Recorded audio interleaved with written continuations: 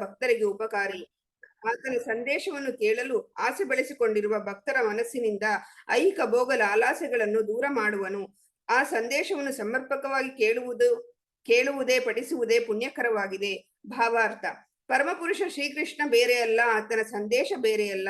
ಆದ್ದರಿಂದ ಎಲ್ಲೆಲ್ಲಿ ಭಗವಂತನ ದೋಷ ದೂರವಾದ ಮಹಾತ್ಮೆಯ ವರ್ಣನೆ ಮತ್ತು ಶ್ರವಣ ನಡೆಯುತ್ತದೋ ಅಲ್ಲೆಲ್ಲ ಭಗವಾನ್ ಶ್ರೀ ಕೃಷ್ಣನ ದಿವ್ಯ ಧ್ವನಿಯ ರೂಪದಲ್ಲಿ ಉಪಸ್ಥಿತನಾಗಿರುತ್ತಾನೆ ಎನ್ನುವುದು ಸುಸ್ಪಷ್ಟವಾಗಿದೆ. ದಿವ್ಯ ಧ್ವನಿಯು ಸ್ವತಃ ಭಗವಂತನಷ್ಟೇ ಶಕ್ತಿ ಸಂಪನ್ನವಾಗಿದೆ. ಭಗವಂತನ ಪವಿತ್ರ ನಾಮ ಆತನ ಎಲ್ಲಾ ಸಾಮರ್ಥ್ಯಗಳನ್ನು ಹೊಂದಿದೆ. ಆತನು ಅಷ್ಟೇ ಸಮರ್ಥವಾದ ಅಸಂಖ್ಯ ನಾಮಗಳನ್ನು ಕರುಣಿಸಿದ್ದಾನೆ ಎಂದು ಚೈತನ್ಯ ಮಹಾಪ್ರಭು ತಮ್ಮ ಶಿಷ್ಟಾಷ್ಟಕದಲ್ಲಿ ಸ್ಪಷ್ಟವಾಗಿ ಘೋಷಿಸಿದ್ದಾರೆ. ಅಲ್ಲಿ ಸಮಯದ ನಿರ್ಬಂಧವಿಲ್ಲ. ತನ್ನ ಅನುಕೂಲಕ್ಕೆ ತಕ್ಕಂತೆ ಯಾರು ಬೇಕಾದರೂ ಅವನ ಪವಿತ್ರ ನಾಮವನ್ನು ಚಿತ್ತವಿಟ್ಟ ಆದರಪೂರ್ವಕವಾಗಿ ಭಜಿಸಬೇಕು. ಭಗವಂತ ಅದೆಷ್ಟು ದಯಾಮಯ! ಆತ ದಿವ್ಯ ಧ್ವನಿಯ ರೂಪದಲ್ಲಿ ನಮ್ಮೆದುರಿಗೆ ತಾನೇ ಉಪಸ್ಥಿತನಾಗುತ್ತಾನೆ.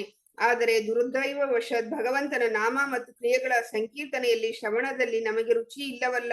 ಪವಿತ್ರ ನಾಮಗಳನ್ನು ಕೀರ್ತಿಸುವುದರಲ್ಲಿ, ಶ್ರವಣ ಮಾಡುವುದರಲ್ಲಿ ರುಚಿಯನ್ನು ಬೆಳೆಸಿಕೊಂಡಿರುವುದರ ಬಗ್ಗೆ ಆಗಲೇ ನಾವು ಚರ್ಚಿಸಿದ್ದೇವೆ. ಭಗವಂತನ ಶುದ್ಧ ಭಕ್ತರ ಸೇವೆ ಮಾಡುವುದರಿಂದಲೇ ಇದು ಸಾಧ್ಯ. ಭಗವಂತ ತನ್ನ ಭಕ್ತರಲ್ಲಿ ಪರಸ್ಪರ ಸ್ಪಂದಿಸುತ್ತಾನೆ. ಭಕ್ತನು ಭಗವಂತನ ದಿವ್ಯ ಸೇವೆಗೆ ತೊಡಗುವುದರಲ್ಲಿ ಸಂಪೂರ್ಣ ವಿಧೇಯನಾಗಿರುವುದನ್ನು, ತನ್ಮೂಲಕ ಭಗವಂತನ ಬಗ್ಗೆ ಶ್ರವಣ ಮಾಡಲು ತವಕ ತೋರುವುದನ್ನು ಕಂಡಾಗ ಭಕ್ತನು ತನ್ನ ಸನ್ನಿಧಿಗೆ ಸುಲಭವಾಗಿ ಮರಳಿ ಬರಲು ಅನುಕೂಲವಾಗುವಂತೆ ಆಂತರ್ಯದಿಂದಲೇ ಭಗವಂತ ಪ್ರೇರಣೆ ನೀಡುತ್ತಾನೆ. ತನ್ನ ಸಾಮ್ರಾಜ್ಯಕ್ಕೆ ನಮ್ಮನ್ನು ಮರಳಿ ಕರೆದೊಯ್ಯಲು ನಾವು ಬಯಸುವುದಕ್ಕಿಂತಲೂ ಹೆಚ್ಚಾಗಿ ಭಗವಂತ ಆತುರನಾಗಿದ್ದಾನೆ. ನಮ್ಮಲ್ಲಿ ಹೆಚ್ಚಿನ ಜನ ಪರಮಪುರುಷನಲ್ಲಿಗೆ ಹಿಂದಿರುಗಿ ಹೋಗಲು ಬಯಸುವುದೇ ಇಲ್ಲ. ಎಲ್ಲೋ ಕೆಲವರು ಮಾತ್ರ ಪರಮಪುರುಷನಲ್ಲಿಗೆ ಮರಳಲು ಬಯಸುತ್ತಾರೆ. ಆದರೆ ಪರಮಪುರುಷನಲ್ಲಿಗೆ ಮರಳಿ ಹೋಗಲು ಯಾರೇ ಬಯಸಲಿ, ಶ್ರೀಕೃಷ್ಣ ಅವರಿಗೆ ಎಲ್ಲಾ ರೀತಿಯಲ್ಲಿ ಸಹಾಯ ಮಾಡುತ್ತಾನೆ. ಪಾಪವನ್ನು ಸಂಪೂರ್ಣವಾಗಿ ಕಳೆದುಕೊಳ್ಳದೆ ಯಾವಾತನೂ ಭಗವಂತನ ಸಾಮ್ರಾಜ್ಯವನ್ನು ಪ್ರವೇಶಿಸಲಾರ. ಐಹಿಕ ಪಾಪಗಳು ಲೌಕಿಕ ನಿಸರ್ಗದ ಮೇಲೆ ಪ್ರಭುತ್ವವನ್ನು ಸ್ಥಾಪಿಸುವ ನಮ್ಮ ಬಯಕೆಯ ಫಲವಾಗಿದೆ. ಅಂತಹ ಆಸೆಗಳಿಂದ ತಪ್ಪಿಸಿಕೊಳ್ಳುವುದು ತುಂಬಾ ಕಷ್ಟದ ಕೆಲಸ. ಭಗವಂತನಲ್ಲಿಗೆ ಮರಳುವ ದಾರಿಯಲ್ಲಿ ಉನ್ನತಿಯನ್ನು ಸಾಧಿಸುವ ಭಕ್ತನಿಗೆ ಸ್ತ್ರೀ ಮತ್ತು ಸಂಪತ್ತು ಕಷ್ಟಕರ ಸಮಸ್ಯೆಗಳಾಗಿವೆ. ಭಕ್ತಿ ಮಾರ್ಗದ ಅನೇಕ ಉನ್ನತ ವ್ಯಕ್ತಿಗಳು ಈ ಸೆಳೆತಕ್ಕೆ ಬಲಿಯಾಗಿದ್ದಾರೆ. ತನ್ಮೂಲಕ ಮುಕ್ತಿಪಥದಿಂದ ಹಿಮ್ಮೆಟ್ಟಿದ್ದಾರೆ. ಆದರೆ ಸ್ವತಃ ಭಗವಂತನೇ ಸಹಾಯಕ್ಕೆ ನಿಂತಾಗ ಪ್ರಭುವಿನ ದಿವ್ಯ ಅನುಗ್ರಹದಿಂದ ಇಡೀ ಪ್ರಕ್ರಿಯೆ ಎಲ್ಲಿಲ್ಲದಷ್ಟು ಸುಲಭವಾಗುತ್ತದೆ. ವ್ಯಕ್ತಿಯು ಸ್ತ್ರೀಯರ ಮತ್ತು ಸಂಪತ್ತಿನ ಸಂಪರ್ಕದಲ್ಲಿದ್ದಾಗ ಚಂಚಲನಾಗುವುದೇನು ಸೋಜಿಗವಲ್ಲ. ಏಕೆಂದರೆ ಎಲ್ಲಾ ಜೀವಿಗಳು ಅನಾದಿ ಕಾಲದಿಂದಲೂ ಈ ಸುದೀರ್ಘ ಅವಧಿಯಲ್ಲಿ ಅಂತಹ ಸಂಗಾತಿಗಳೊಂದಿಗೆ ಸಹವಾಸ ಹೊಂದಿದೆ. ಈ ಅಸಂಗತ ಸ್ವಭಾವದಿಂದ ಸುಸ್ಥಿತಿಗೆ ಮರಳಲು ಸಾಕಷ್ಟು ಕಾಲ ಹಿಡಿಯುತ್ತದೆ. ಆದರೆ ಭಗವಂತನ ಮಹಿಮೆ ಶ್ರವಣ ಮಾಡಲು ತೊಡಗಿದವರಿಗೆ ಕ್ರಮೇಣ ತನ್ನ ನಿಜ ಸ್ಥಿತಿಯನ್ನು ಅರಿಯಲು ಸಾಧ್ಯವಾಗುತ್ತದೆ. ಭಗವಂತನ ಅನುಗ್ರಹದಿಂದ ಅಂತಹ ಭಕ್ತನು ತನ್ನನ್ನು ಆತಂಕ ಸ್ಥಿತಿಯಿಂದ ರಕ್ಷಿಸಿಕೊಳ್ಳಲು ಸಾಕಷ್ಟು ಬಲ ಪಡೆಯುತ್ತಾನೆ. ಕ್ರಮೇಣ ಎಲ್ಲ ಆತಂಕಕರ ಸಂಗತಿಗಳು ಅವನ ಮನಸ್ಸಿನಿಂದ ದೂರವಾಗುತ್ತದೆ. ಶ್ಲೋಕ 18. ನಷ್ಟ ಪ್ರಾಯೇಷು ಅಭದ್ರೇಷು ನಿತ್ಯಂ ಭಾಗವತ ಸೇವೆಯ ಭಗವತ್ಯುತ್ತಮ ಶ್ಲೋಕೆ ಭಕ್ತಿರ್ಭವತಿ ನೈಷ್ಠಿಕಿ. ಅನುವಾದ: ಭಾಗವತ ಪ್ರವಚನವನ್ನು ನಿತ್ಯವೂ ಶ್ರವಣ ಮಾಡುವುದರಿಂದ ಮತ್ತು ಶುದ್ಧ ಭಕ್ತರಿಗೆ ಸೇವೆ ಸಲ್ಲಿಸುವುದರಿಂದ ಹೃದಯದಲ್ಲಿರುವ ತೊಂದರೆಗಳೆಲ್ಲ ಬಹುತೇಕ ನಾಶವಾಗುತ್ತದೆ. ದಿವ್ಯ ಗೀತೆಗಳನ್ನು ಹೊಗಳುವ ಪರಮಪುರುಷನ ಪ್ರೇಮಮಯ ಸೇವೆ ಅಚಂಚಲವಾಗಿ ಸ್ಥಾಪಿತವಾಗುತ್ತದೆ. ಭಾವಾರ್ಥ: ಹೃದಯದಲ್ಲಿರುವ ಎಲ್ಲಾ ಅಮಂಗಳಗಳನ್ನು ಕಳೆಯುವ ಉಪಾಯ ಇಲ್ಲಿದೆ. ಈ ಅಮಂಗಳಗಳನ್ನು ಆತ್ಮ ಸಾಕ್ಷಾತ್ಕಾರದ ಹಾದಿಯಲ್ಲಿ ಒದಗುವ ವಿಘ್ನಗಳು. ಭಾಗವತರ ಸಹವಾಸವೇ ಆ ಉಪಾಯ. ಭಾಗವತದಲ್ಲಿ 2 ವಿಧ: ಭಾಗವತ ಗ್ರಂಥ ಮತ್ತು ಭಕ್ತನಾದ ಭಾಗವತ. ಈ 2 ಭಾಗವತಗಳು ಅಷ್ಟೇ ಸಮರ್ಥವಾದ ಉಪಾಯಗಳು. ವಿಘ್ನಗಳನ್ನು ಕಳೆಯಲು ಅವೆರಡು ಅಥವಾ ಯಾವುದಾದರೊಂದು ಸಾಕಷ್ಟು ಸಮರ್ಥವಾಗಿದೆ. ಭಕ್ತನಾದ ಭಾಗವತ ಗ್ರಂಥದಷ್ಟೇ ಉತ್ತಮನಾಗಿದ್ದಾನೆ. ಏಕೆಂದರೆ ಅವನು ಭಾಗವತ ಗ್ರಂಥಕ್ಕನುಗುಣವಾಗಿ ಜೀವನ ನಡೆಸುತ್ತಾನೆ. ಗ್ರಂಥ ಭಾಗವತದ ಉದ್ದಕ್ಕೂ ಪರಮಪುರುಷನ ಮತ್ತು ಅವನ ಶುದ್ಧ ಭಕ್ತರ ಮಹಿಮೆಗಳಿಂದ ತುಂಬಿವೆ. ಶುದ್ಧ ಭಕ್ತರು ಭಾಗವತರೇ. ಭಾಗವತ ಗ್ರಂಥ ಮತ್ತು ವ್ಯಕ್ತಿ ಎಲ್ಲವೂ ಅನನ್ಯವಾದವು. ಭಕ್ತ ಭಾಗವತನು ಪರಮಪುರುಷ ಭಗವಂತನ ನೇರ ಪ್ರತಿನಿಧಿ. ಹಾಗಾಗಿ ಭಕ್ತ ಭಾಗವತರನ್ನು ಪ್ರಸನ್ನಗೊಳಿಸುವುದರಿಂದ ಭಾಗವತ ಗ್ರಂಥದ ಲಾಭವನ್ನು ಪಡೆಯಬಹುದು. ಭಕ್ತ ಭಾಗವತ ಅಥವಾ ಭಾಗವತ ಗ್ರಂಥದ ಸೇವೆಯಿಂದ ಭಕ್ತಿ ಮಾರ್ಗದಲ್ಲಿ ಉನ್ನತಿಯನ್ನು ಹಂತ ಹಂತವಾಗಿ ಪಡೆಯುವುದು ಸಾಧ್ಯ. ಇದು ಹೇಗೆ ಎಂಬುದನ್ನು ಮಾನವ ಊಹೆಯಿಂದ ಅರ್ಥ ಮಾಡಿಕೊಳ್ಳಲಾರ. ಆದರೆ ನಾರದ ಮಹರ್ಷಿ ಈ ಸಂಗತಿಯನ್ನು ವಾಸ್ತವವಾಗಿ ವಿವರಿಸಿದ್ದಾರೆ. ಹಿಂದಿನ ಜನ್ಮದಲ್ಲಿ ನಾರದರು ದಾಸಿಯೊಬ್ಬಳ ಮಗನಾಗಿದ್ದನೆಂದು ಹೇಳಲಾಗಿದೆ. ಆ ದಾಸಿಯು ಋಷಿಗಳ ಮನೆ ಕೆಲಸಗಳಲ್ಲಿ ತೊಡಗಿದ್ದರು. ಈ ರೀತಿ ನಾರದರಿಗೂ ಅವರ ಸಂಪರ್ಕ ಲಭಿಸಿತು. ಸಹಜವಾಗಿ ಅವರ ಒಡನಾಟದಲ್ಲಿರುತ್ತ ಋಷಿಗಳ ತಿಂದುಳಿದ ಅನ್ನಶೇಷವನ್ನು ಸ್ವೀಕರಿಸಿದ್ದರಿಂದ ದಾಸಿಯ ಮಗನೊಬ್ಬ ಮಹಾಭಕ್ತನಾಗುವ ಅವಕಾಶ ಪಡೆದ. ಶ್ರೀ ನಾರದ ಮಹರ್ಷಿಯಾಗಿ ರೂಪ ತಳೆದ. ಇವು ಭಾಗವತರ ಸಹವಾಸದಿಂದ ಪವಾಡ ಸದೃಶ ಪರಿಣಾಮ. ಈ ಪರಿಣಾಮವನ್ನು ಕಾರ್ಯತಃ ತಿಳಿಯಬೇಕಾದರೆ ಒಂದು ಅಂಶವನ್ನು ಗಮನಿಸಬೇಕು. ಅದೆಂದರೆ ಅಂತಹ ಭಾಗವತರ ಪ್ರಾಮಾಣಿಕ ಒಡನಾಟದಿಂದ ದಿವ್ಯ ಜ್ಞಾನವನ್ನು ಬಹಳ ಸುಲಭವಾದ ರೀತಿಯಲ್ಲಿ ಖಂಡಿತವಾಗಿಯೂ ಪಡೆಯಬಹುದು. ಅದರ ಫಲವಾಗಿ ಭಗವಂತನ ಭಕ್ತಿ ಸೇವೆಯಲ್ಲಿ ಸ್ಥಿರವಾಗಬಹುದು. ಭಾಗವತರ ಮಾರ್ಗದರ್ಶನದಿಂದ ನಾವು ಭಕ್ತಿ ಸೇವೆಯಲ್ಲಿ ಎಷ್ಟು ಅಧಿಕ ಉನ್ನತಿ ಸಾಧಿಸುತ್ತೇವೋ ಭಗವಂತನ ದಿವ್ಯ ಪ್ರೇಮಮಯ ಸೇವೆಯಲ್ಲಿ ಅಷ್ಟೇ ಅಧಿಕವಾಗಿ ಸ್ಥಿರವಾಗಬಹುದು. ಭಕ್ತ ಭಾಗವತರಿಂದಲೇ ಭಾಗವತ ಗ್ರಂಥದ ಸಂದೇಶವನ್ನು ಸ್ವೀಕರಿಸಬೇಕು. ಈ ಎರಡೂ ಭಾಗವತರ ಸಮುಚ್ಚಯವು ಹೊಸಬನಾದ ಭಕ್ತನಿಗೆ ಉನ್ನತಿಯನ್ನು ಸಾಧಿಸುತ್ತಾ ಹೋಗಲು ಸಹಾಯ ಮಾಡುತ್ತದೆ. ಶ್ಲೋಕ 19. ತಥಾ ರಜಸ್ತಮೋ ಭಾವಃ ಕಾಮಲೋಭಾದಯಶ್ಚಯೇ ಚೇತಯೇತೈರನಾವಿಂದಂ ಸ್ಥಿತ್ವಂ ಸತ್ವೇ ಪ್ರಸೀದತಿ. ಅನುವಾದ: ಹೃದಯದಲ್ಲಿ ಅಚಂಚಲವಾದ ಪ್ರೇಮಮಯ ಸೇವೆ ಸ್ಥಿರವಾಗುತ್ತಿದ್ದಂತೆಯೇ ರಾಜಸ ತಾಮಸ ಗುಣಗಳ ಸಹಜ ಪರಿಣಾಮಗಳಾದ ಕಾಮ, ಲಾಲಸೆ, ಅತ್ಯಾಸೆ ಮುಂತಾದವು ಹೃದಯದಿಂದ ಮಾಯವಾಗುತ್ತದೆ. ಆಗ ಭಕ್ತನು ಸತ್ವಗುಣದಲ್ಲಿ ನೆಲೆಸುತ್ತಾನೆ, ಸಂಪೂರ್ಣ ಸಂತುಷ್ಟನಾಗುತ್ತಾನೆ. ಭಾವಾರ್ಥ: ಜೀವಿಯು ತನ್ನ ಸಹಜವಾದ ಮೂಲ ಸ್ಥಿತಿಯಲ್ಲಿ ಆಧ್ಯಾತ್ಮಿಕ ಅತ್ಯಾನಂದದಿಂದ ಪೂರ್ಣ ತೃಪ್ತನಾಗಿರುತ್ತಾನೆ. ಇಂತಹ ಸ್ಥಿತಿಯನ್ನು ಬ್ರಹ್ಮಭೂತ ಆತ್ಮಾನಂದಿ ಅಥವಾ ಸ್ವಯಂ ಸಂತೃಪ್ತ ಸ್ಥಿತಿ ಎಂದು ಕರೆಯಲಾಗಿದೆ. ಈ ಸ್ವಯಂ ಸಂತೃಪ್ತಿಯು ನಿಷ್ಕ್ರಿಯ ಮೂರ್ಖತನ ತೃಪ್ತಿ ಅಂತಲ್ಲ. ಈ ನಿಷ್ಕ್ರಿಯ ಮೂರ್ಖ ಮೌಢ್ಯರ ಅಜ್ಞಾನ ಸ್ಥಿತಿಯಲ್ಲಿರುತ್ತಾನೆ. ಆದರೆ ಸ್ವಯಂ ಸಂತೃಪ್ತನಾದ ಆತ್ಮಾನಂದಿ ಐಕ ಸ್ಥಿತಿಯನ್ನು ಮೀರಿದ ಅಲೌಕಿಕನಾಗಿರುತ್ತಾನೆ. ಅಚಂಚಲವಾದ ಭಕ್ತಿಯುತ ಸೇವೆಯಲ್ಲಿ ಸ್ಥಿರವಾಗುತ್ತಿದ್ದಂತೆಯೇ ಪರಿಪೂರ್ಣತೆಯ ಈ ಸ್ಥಿತಿ ಪ್ರಾಪ್ತವಾಗುತ್ತದೆ. ಭಕ್ತಿ ಸೇವೆ ನಿಷ್ಕ್ರಿಯವಲ್ಲ, ಬದಲಾಗಿ ಆತ್ಮದ ನಿರ್ಮಲ ಕ್ರಿಯೆಯಾಗಿದೆ. ಐಹಿಕ ವಸ್ತುಗಳ ಸಂಘದಿಂದ ಆತ್ಮಕ್ರಿಯೆ ದೂಷಿತವಾಗುತ್ತದೆ. ಅಂತಹ ರೋಗಗ್ರಸ್ತ ಕ್ರಿಯೆ ಕಾಮ, ಲಾಲಸೆ, ಅತ್ಯಾಸ, ನಿಷ್ಕ್ರಿಯತೆ, ಮೌಢ್ಯ ಮತ್ತು ನಿದ್ರೆಗಳ ರೂಪದಲ್ಲಿ ಅಭಿವ್ಯಕ್ತವಾಗುತ್ತದೆ. ರಾಜಸ ತಾಮಸ ಗುಣಗಳ ಈ ಎಲ್ಲಾ ಪರಿಣಾಮಗಳನ್ನು ಪೂರ್ಣವಾಗಿ ತೊಡೆದು ಹಾಕುವುದರ ಮೂಲಕವೇ ಭಕ್ತಿ ಸೇವೆಯ ಫಲ ಸುವ್ಯಕ್ತವಾಗುತ್ತದೆ. ಭಕ್ತನು ಒಮ್ಮೆ ಸತ್ವಸ್ಥಿತಿಗೆ ಒಳಗಾದ ಮೇಲೆ ವಾಸುದೇವನ ಸ್ಥಾನಕ್ಕೆ ಏರಲು ಮತ್ತಷ್ಟು ಪ್ರಗತಿಯನ್ನು ಸಾಧಿಸುತ್ತಾನೆ. ಅದೇ ಅಮಿಶ್ರ ಸತ್ವಸ್ಥಿತಿ ಅಥವಾ ಶುದ್ಧ ಸತ್ವಸ್ಥಿತಿ. ಈ ಶುದ್ಧ ಸತ್ವಸ್ಥಿತಿಯಲ್ಲಿ ಮಾತ್ರ ಭಗವಂತನ ಮೇಲೆ ಶುದ್ಧ ಪ್ರೇಮದ ಭಾವದಿಂದ ಸದಾ ಕೃಷ್ಣನನ್ನು ಸಾಕ್ಷಾತ್ತಾಗಿ ನೋಡಬಹುದು. ಭಕ್ತನು ಸದಾ ಶುದ್ಧ ಸತ್ವಸ್ಥಿತಿಯಲ್ಲಿ ಇರುತ್ತಾನೆ. ಆದ್ದರಿಂದ ಅವನು ಯಾರಿಗೂ ಅಹಿತವೆಸಗುವುದಿಲ್ಲ. ಆದರೆ ಭಕ್ತನಲ್ಲದವನು ವಿದ್ಯಾವಂತನಾಗಿದ್ದರೂ ಸದಾ ಅಹಿತವನ್ನೆಸಗುತ್ತಾನೆ.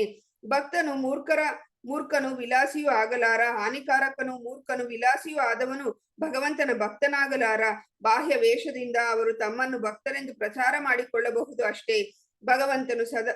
ಭಕ್ತನು ಸದಾ ಭಗವಂತನ ಎಲ್ಲಾ ಉತ್ತಮ ಗುಣಗಳಿಂದ ಭೂಷಿತನಾಗಿರುತ್ತಾನೆ. ಅಂತಹ ಗುಣಾರ್ಹತೆಯ ಪ್ರಮಾಣದಲ್ಲಿ ಭಿನ್ನವಾಗಿರಬಹುದು, ಆದರೆ ಗುಣಾತ್ಮಕವಾಗಿ ಭಗವಂತ ಮತ್ತು ಭಕ್ತರು ಒಂದೇ ಆಗಿರುವರು. ಶ್ಲೋಕ 20. ಏವಂ ಪ್ರಸನ್ನ ಮನಸೋ ಭಗವದ್ ಭಕ್ತಿ ಯೋಗತಃ ಭಗವತ್ ತತ್ವ ವಿಜ್ಞಾನಂ ಮುಕ್ತ ಸಂಗಸ್ಯ ಜಾಯತೆ.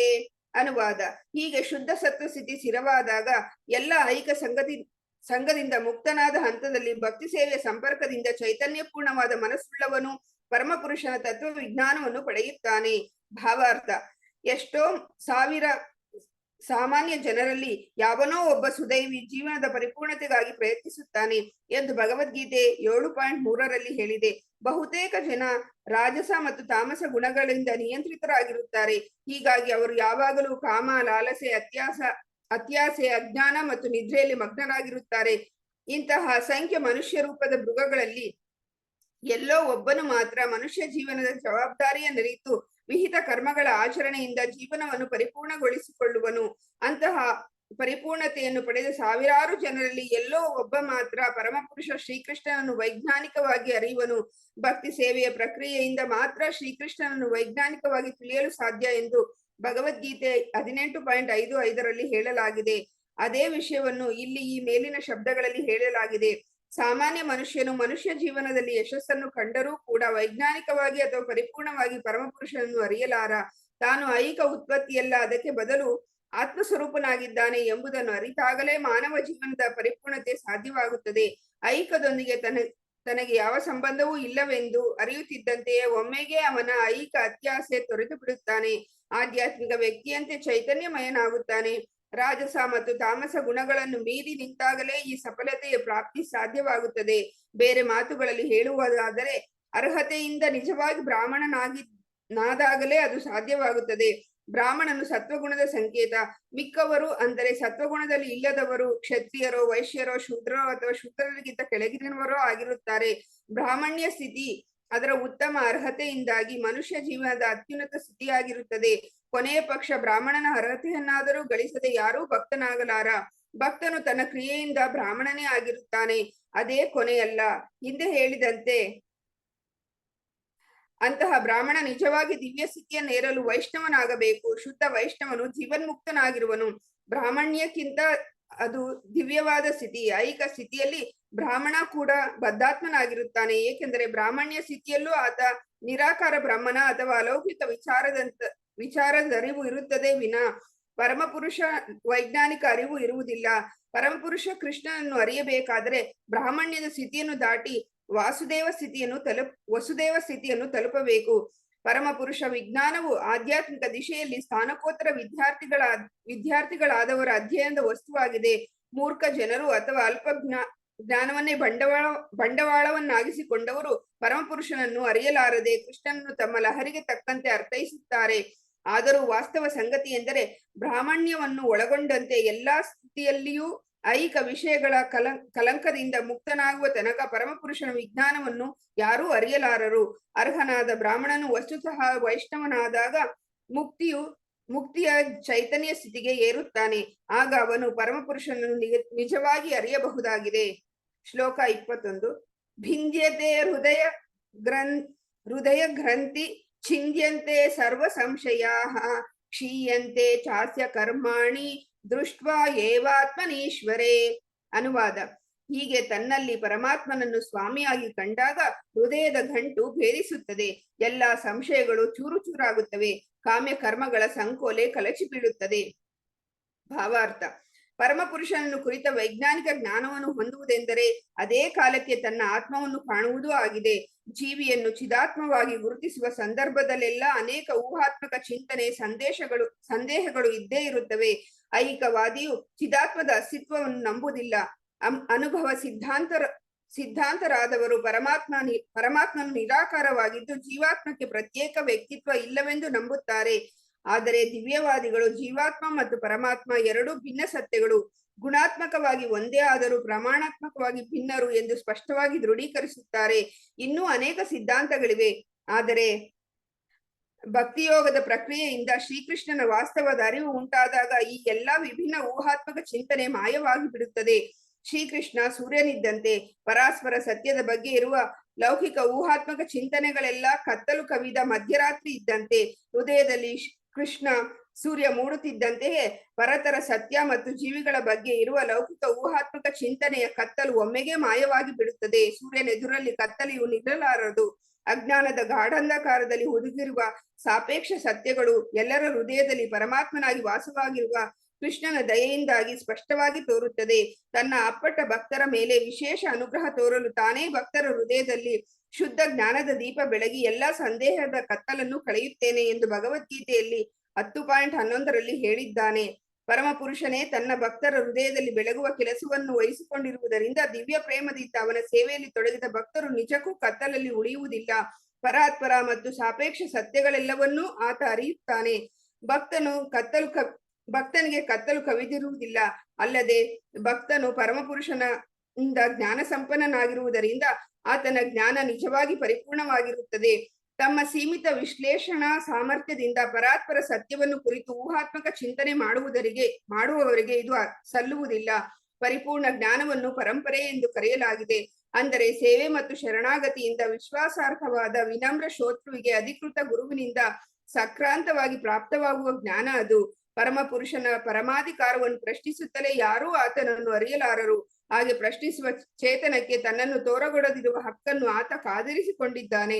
ಪ್ರಶ್ನಿಸುವ ಚೇತನ ಈ ಮಹದಾತ್ಮದ ಒಂದು ಕ್ಷುದ್ರ ಕಿಡಿಯಾಗಿದ್ದು ಮಾಯಾಶಕ್ತಿ ಅಧೀನಕ್ಕೊಳಪಟ್ಟಿರುತ್ತದೆ. ಭಕ್ತನು ವಿನಮ್ರನಾಗಿರುತ್ತಾನೆ. ಆದ್ದರಿಂದ ದಿವ್ಯ ಜ್ಞಾನ ಪರಮಪುರುಷನಿಂದ ಬ್ರಹ್ಮನಲ್ಲಿಗೆ ಇಳಿದು ಬರುತ್ತದೆ. ಬ್ರಹ್ಮನಿಂದ ಆತನ ಮಕ್ಕಳಿಗೆ ಮತ್ತು ಪರಂಪರಾಗತ ಶಿಷ್ಯರಿಗೆ ದಕ್ಕುತ್ತದೆ. ಈ ಪ್ರಕ್ರಿಯೆಗೆ ಅಂತಹ ಭಕ್ತನಲ್ಲಿರುವ ಪರಮಾತ್ಮನ ಸಹಾಯ ಒದಗುತ್ತದೆ. ಅದೇ ದಿವ್ಯ ಜ್ಞಾನವನ್ನು ಪಡೆಯುವ ಪರಿಪೂರ್ಣ ಮಾರ್ಗ. ಈ ಜ್ಞಾನೋದಯದ ಐಕ ಸಂಗತಿಯಿಂದ ಆತ್ಮವನ್ನು ಬೇರ್ಪಡಿಸಲು ಭಕ್ತನಿಗೆ ಪೂರ್ಣ ಸಾಮರ್ಥ್ಯವನ್ನು ಒದಗಿಸುತ್ತದೆ.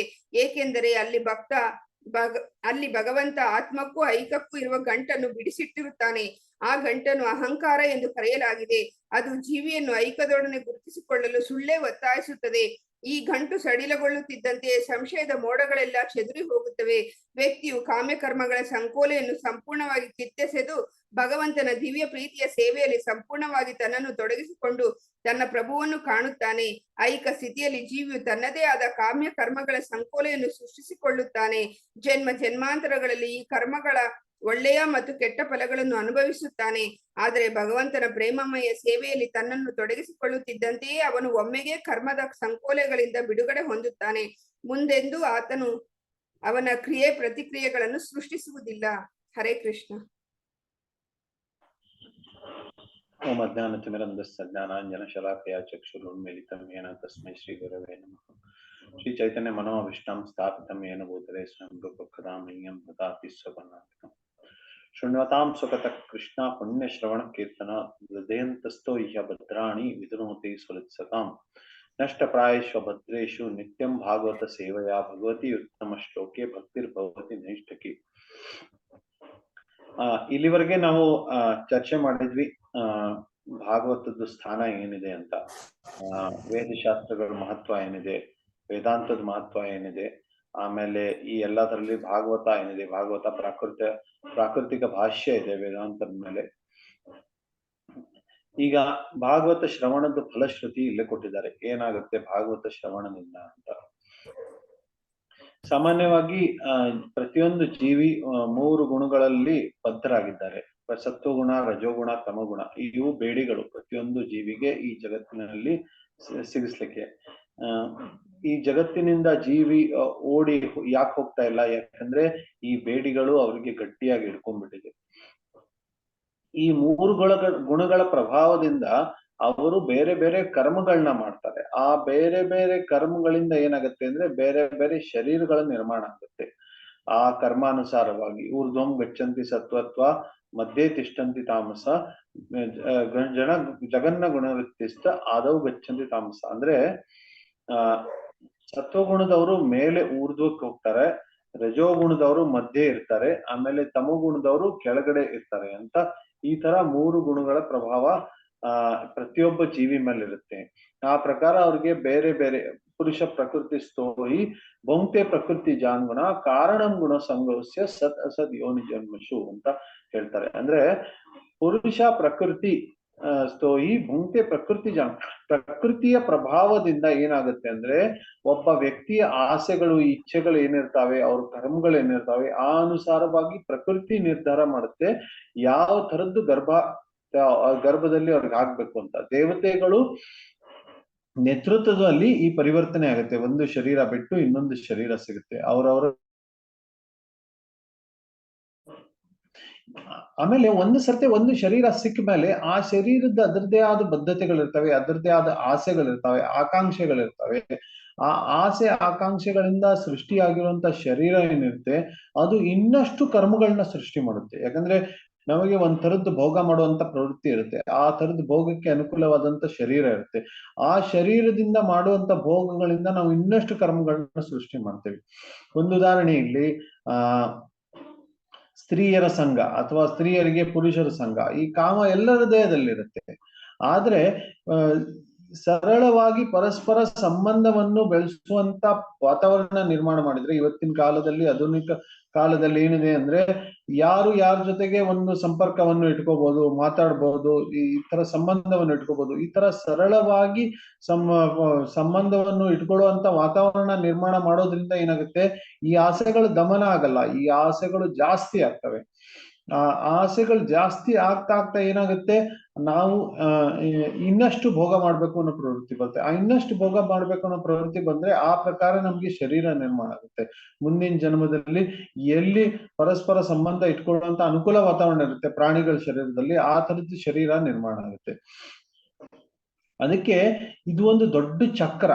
ಈ ಚಕ್ರದಲ್ಲಿ ನಾವು ಸಿಕ್ಕಾಕೊಳ್ತೇವೆ. ಒಂದು ಕರ್ಮ, ಆಸೆಗಳಿರ್ತಾವೆ, ಆಸೆಗಳಿಗೆ ಬಲಿಯಾಗಿ ಕರ್ಮ ಮಾಡ್ತೀವಿ. ಆ ಕರ್ಮಗಳ ಪರಿಣಾಮವಾಗಿ ಮತ್ತೆ ಶರೀರ ನಿರ್ಮಾಣ ಆಗುತ್ತೆ. ಆ ಶರೀರದಿಂದ ಮತ್ತೆ ಆಸೆಗಳು ಜಾಸ್ತಿ ಆಗಿರ್ತವೆ. ಆ ಜಾಸ್ತಿ ಆಗಿರೋ ಆಸೆಗಳಿಂದ ಇನ್ನಷ್ಟು ಕರ್ಮಗಳನ್ನ ಮಾಡ್ತೇವಿ. ಈ ತರ ಒಂದು ಚಕ್ರದಲ್ಲಿ ಸಿಕ್ಕಾಕೊಂಡ್ಬಿಡ್ತೇವೆ. ಈ ಚಕ್ರದಿಂದ ಹೊರಗಡೆ ಬರುವಂತ ದಾರಿನೇ ಇಲ್ಲ. ಇಂಥ ಚಕ್ರದಲ್ಲಿ ಸಿಕ್ಕಾಕೊಂಡ್ಬಿಡ್ತೇವಿ. ಪಾಶ್ಚಾತ್ಯ ದೇಶಕ್ಕೆ ಪ್ರಭುಪಾದರು ಮೊದಲೇ ಬಾರಿ ಹೋದಾಗ ಬರೋ ಕೃಪಾ ಕೊಯ್ಲೆ ಕೃಷ್ಣ ಅದ ಮೇರ ಪ್ರತಿ ಕಿಲಾಗಿಯ ನೀಲೆ ಹೇತ ಪೊರೋಯೇ ವೇಗತಿ ಅಚೆ ಕೀಚು ಪಾಜಾತವ ಏಯಿ ಅನುಮಾನೆ ಒಂದು ಅದ್ಭುತವಾದ ಭಜನೆಯನ್ನು ರಚನೆ ಮಾಡಿದ್ರು. ಅವರು ಏನ್ ಭಜನೆಯಲ್ಲಿ ಹೇಳ್ತಾರಂದ್ರೆ, ಹೇಗೆ ಉದ್ಧಾರ ಮಾಡೋದು ಈ ಜನರಿಗೆ? ಇವರು ರಜೋಗುಣ ತಮೋಗುಣದಲ್ಲಿ ಸಿಕ್ಕಾಕೊಂಡಿದ್ದಾರೆ. ಸಿಕ್ಕಾಕೊಂಡು ರಜೋಗುಣ ತಮೋಗುಣದಲ್ಲಿ ಭೌತಿಕ ಜೀವನದಲ್ಲಿ ಬಹಳ ಸುಖವನ್ನು ಆನಂದವನ್ನು ಅನುಭವಿಸ್ತಿದ್ದಾರೆ. ಇಷ್ಟು ಸುಖ ಆಗ್ತಾ ಇದೆ ಅವರಿಗೆ. ಆ ಸುಖದಲ್ಲಿ ಅವರಿಗೆ ವಾಸುದೇವನ ಕಥಾ ಪ್ರತಿ ರುಚಿನೇ ಇಲ್ಲ. ಕೃಷ್ಣನ ಕಥೆಯನ್ನು ಕೇಳ್ಬೇಕು ಅನ್ನುವಂತ ರುಚಿನೇ ಇಲ್ಲ ಅವರಿಗೆ. ಯಾಕಂದ್ರೆ ಇಂದ್ರಿಯ ಭೋಗ, ಇಂದ್ರಿಯ ಸುಖದಲ್ಲಿ ಪೂರ್ತಿ ಮುಳುಗೋಗ್ಬಿಟ್ಟಿದ್ದಾರೆ. ಇದರಿಂದ ಹೊರಗಡೆ ಬರ್ಲಿಕ್ಕೆ ಹೇಗೆ ಈ ಜನರಿಗೆ ತಿಳಿಸಿ ಹೇಳಿ? ನಾನಂತೂ ಯೋಗ್ಯ ಇಲ್ಲ ಅಂತ ಪ್ರಭುಪಾದರು ಹೇಳ್ತಾರೆ. ಅದಕ್ಕೆ ಅವರು ಕೃಷ್ಣನಿಗೆ ಪ್ರಾರ್ಥನೆ ಮಾಡ್ತಾರೆ, ಕೃಷ್ಣ ನೀನೇ ಬುದ್ಧಿ ಕೊಡ್ಬೇಕಪ್ಪ, ಹೇಗೆ ಈ ಜನರಿಗೆ ಮಾರ್ಗದರ್ಶನ ಕೊಡ್ಬೇಕು ಅಂತ. ಆ ಪ್ರಾರ್ಥನೆ ಗಂಭೀರವಾಗಿ ಮಾಡಿದ್ರು ಪ್ರಭುಪಾದರು. ನೋಡಿ, ಅವರಿಗೆ ಭಕ್ತಿ ವೇದಾಂತ ಅಂತ ಹೆಸರು. ಆ ಭಕ್ತಿ ವೇದಾಂತ ಇರುವಂತ ಸ್ತರದಲ್ಲಿ ಅವರು ಭಗವಂತನಿಗೆ ಪ್ರಾರ್ಥನೆ ಮಾಡಿದ್ದಾರೆ. ಏನೋ ಭಕ್ತಿ ವೇದಾಂತ ಅಂತ ಹೆಸರು ಕೊಟ್ಟು ಬಿಟ್ಟಿದ್ದಾರೆ ನನಗೆ, ಆದ್ರೆ ನನ್ನಲ್ಲೇ ಯೋಗ್ಯತೆ ಇಲ್ಲ, ಆ ಶಬ್ದಗಳನ್ನ ನನ್ನ ಬಾಯಿಂದ ನೀನೇ ನುಡಿಸ್ಬೇಕು ಅಂತ ಹೇಳ್ತಾರೆ. ಅದಕ್ಕೆ ಈ ಚಕ್ರ ಏನಿದೆ, ರಜೋ ತಮೋ ಗುಣ ಸತ್ವಗುಣ ಚಕ್ರ ಏನಿದೆ, ಈ ಚಕ್ರದಲ್ಲಿ ಸಿಕ್ಕಾಕೊಂಡವರಿಗೆ ಕೃಷ್ಣನ ಕೃಪೆ ಇಲ್ಲದೆ ಹೊರಗಡೆ ಬರ್ಲಿಕ್ಕೆ ಬೇರೆ ದಾರಿನೇ ಇಲ್ಲ. ಅದ್ಬಿಟ್ಟು ಬೇರೆ ಹೊರಗಡೆ ಬರ್ಲಿಕ್ಕೆ ಸಾಧ್ಯನೇ ಇಲ್ಲ. ಕೃಷ್ಣನ ಕೃಪೆ ಬೇಕೇ ಬೇಕು.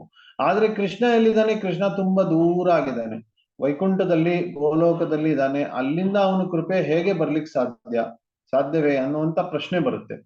ಆದ್ರೆ ಈಶೋಪನಿಷತ್ತಲ್ಲಿ ಏನ್ ಹೇಳಿದ್ದಾರೆ? ಯದ್ದು ತದ್ದೂರೇ ತದ್ವಂತ್ಕೆ ಅಂತ ಹೇಳ್ತಾರೆ.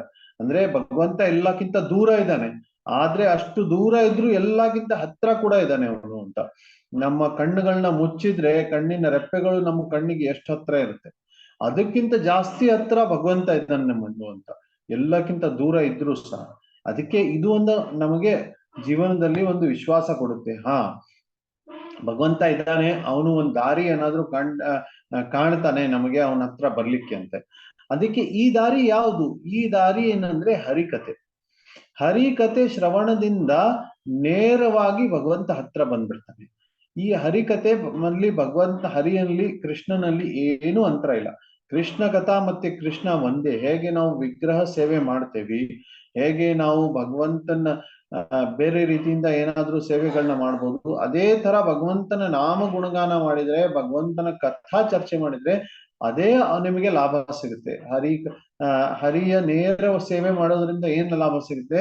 ಆ ಲಾಭ ನಿಮಗೆ ಹರಿಕಥಾ ಶ್ರವಣದಿಂದ ಕೂಡ ಸಿಗುತ್ತೆ. ಅದಕ್ಕೆ ಈ ಹರಿಕಥಾ ಶ್ರವಣ ಬಹಳ ಮುಖ್ಯವಾದದ್ದು.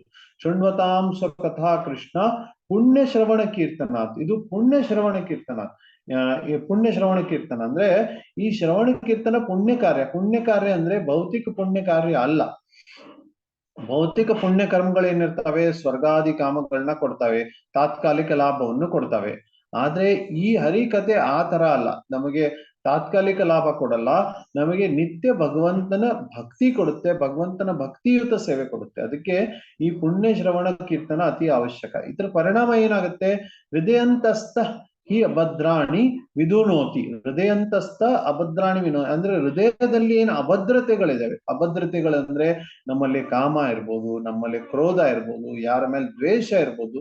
ಇವು ಗುಣಗಳು ಸ್ವಾಭಾವಿಕವಾಗಿ ಎಲ್ಲರಲ್ಲೇ ಇರುತ್ತೆ. ನಾವು ಹೊರಗಡೆ ಬಹಳ ದೊಡ್ಡ ಭಕ್ತ ಅಂತ ಪ್ರದರ್ಶನ ಮಾಡ್ಬೋದು, ಆದ್ರೆ ಒಳಗಡೆ ಒಂದ್ ಸ್ವಲ್ಪ ಆದ್ರೂ ಮಾತ್ಸರ್ಯ ಇದ್ದೇ ಇರುತ್ತೆ, ಬೇರೆಯವ್ರ ಪ್ರತಿ ಅಸೂಯೆ ಇದ್ದೇ ಇರುತ್ತೆ, ಬೇರೆಯವ್ರ ಪ್ರತಿ ಸಿಟ್ಟಿದ್ದೇ ಇರುತ್ತೆ, ಆಮೇಲೆ ಕಾಮ ಅಂತೂ ಇದ್ದೇ ಇರುತ್ತೆ. ಇವೆಲ್ಲ ನಮ್ಮ ಹೃದಯದಲ್ಲಿ ತುಂಬಿ ತುಳುಕ್ತಾ ಇದ್ದಾವೆ. ಆದ್ರೆ ಇವೆಲ್ಲ ತೊಳೆದು ಹೋಗ್ಬಿಡ್ತವೆ. ಹೇಗೆ?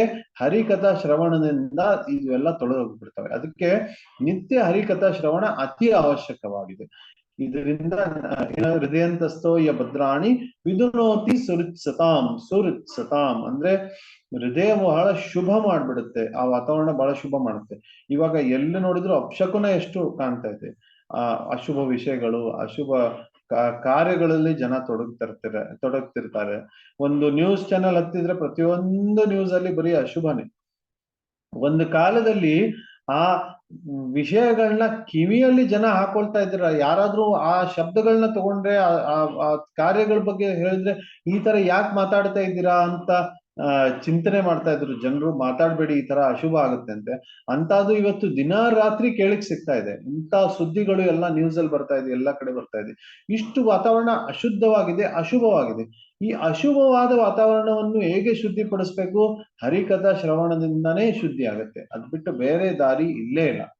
ಅದಕ್ಕೆ ನಿತ್ಯ ಹರಿಕಥಾ ಶ್ರವಣ ಆಗ್ಲೇಬೇಕು. ನಷ್ಟಪ್ರಾಯೇಶು ಅಭದ್ರೇಶು ನಿತ್ಯಂ ಭಾಗವತ ಸೇವಾ. ಇದನ್ನ ಬಹಳ ಚೆನ್ನಾಗಿ ಅನುವಾದ ಮಾಡಿದ್ದಾರೆ ಪ್ರಭುಪಾದರು. ಇಲ್ಲೇ ಸೂತ ಗೋಸ್ವಾಮಿಗಳೇನ್ ಹೇಳ್ತಾರೆ? ನಿತ್ಯಂ ಭಾಗವತ ಸೇವೆಯ ಅಂದ್ರೆ ನಿತ್ಯ ಭಾಗವತ ಸೇವೆ ಮಾಡ್ಬೇಕು. ಭಾಗವತ ಸೇವೆಯಲ್ಲಿ 2 ಭಾಗವತಗಳಿದಾವೆ. ಒಂದು ಗ್ರಂಥ ಭಾಗವತ, ಒಂದು ವ್ಯಕ್ತಿ ಭಾಗವತ. ಗ್ರಂಥ ಭಾಗವತ ಅಂದ್ರೆ ಶಾಸ್ತ್ರ. ಇದರ ಸೇವೆ ಹೇಗೆ ಮಾಡ್ಬೇಕು? ಇದನ್ನ ಅಧ್ಯಯನ ಮಾಡ್ಬೇಕು ಪ್ರತಿದಿನ, ಇದ್ರ ಬಗ್ಗೆ ಕೇಳ್ಬೇಕು ಸಾಧುಗಳ ಹತ್ರ ಅಂತ. ಇನ್ನೊಂದು ವ್ಯಕ್ತಿ ಭಾಗವತ ಸೇವೆ ಅಂದ್ರೆ ಯಾರು ಈ ಭಾಗವತದ ನಿಯಮ ಅನುಸಾರವಾಗಿ ತಮ್ಮ ಜೀವನವನ್ನು ಅಳವಡಿಸ್ತಾ ಇದ್ದಾರೆ, ತಮ್ಮ ಜೀವನ ನಿಯಂತ್ರಣೆ ಮಾಡ್ತಾ ಇದ್ದಾರೆ, ಆ ತರದ ವ್ಯಕ್ತಿಗಳ ವೈಯಕ್ತಿಕವಾಗಿ ಸೇವೆ ಮಾಡ್ಬೇಕು. ಆ ತರ ವ್ಯಕ್ತಿಗಳ ಸೇವೆ ಮಾಡೋದ್ರಿಂದ ಕೂಡ ಹೃದಯ ಶುದ್ಧಿ ಆಗುತ್ತೆ. ಅವರಿಗೆ ಪ್ರಸಾದ ಸೇವೆ ಮಾಡ್ಬೋದು, ಅಥವಾ ಅವರಿಗೆ ಬೇರೆ ರೀತಿಯಿಂದ ಅನುಕೂಲವಾಗಿರುವಂತ ಸೇವೆಗಳನ್ನ ಮಾಡ್ಬೋದು, ಅಥವಾ ಅವ್ರ ಸಂಘ ಪಡ್ಕೊಂಡು ಅವ್ರ ಹತ್ರ ಭಾಗವತ ಶ್ರವಣ ಮಾಡ್ಬೋದು.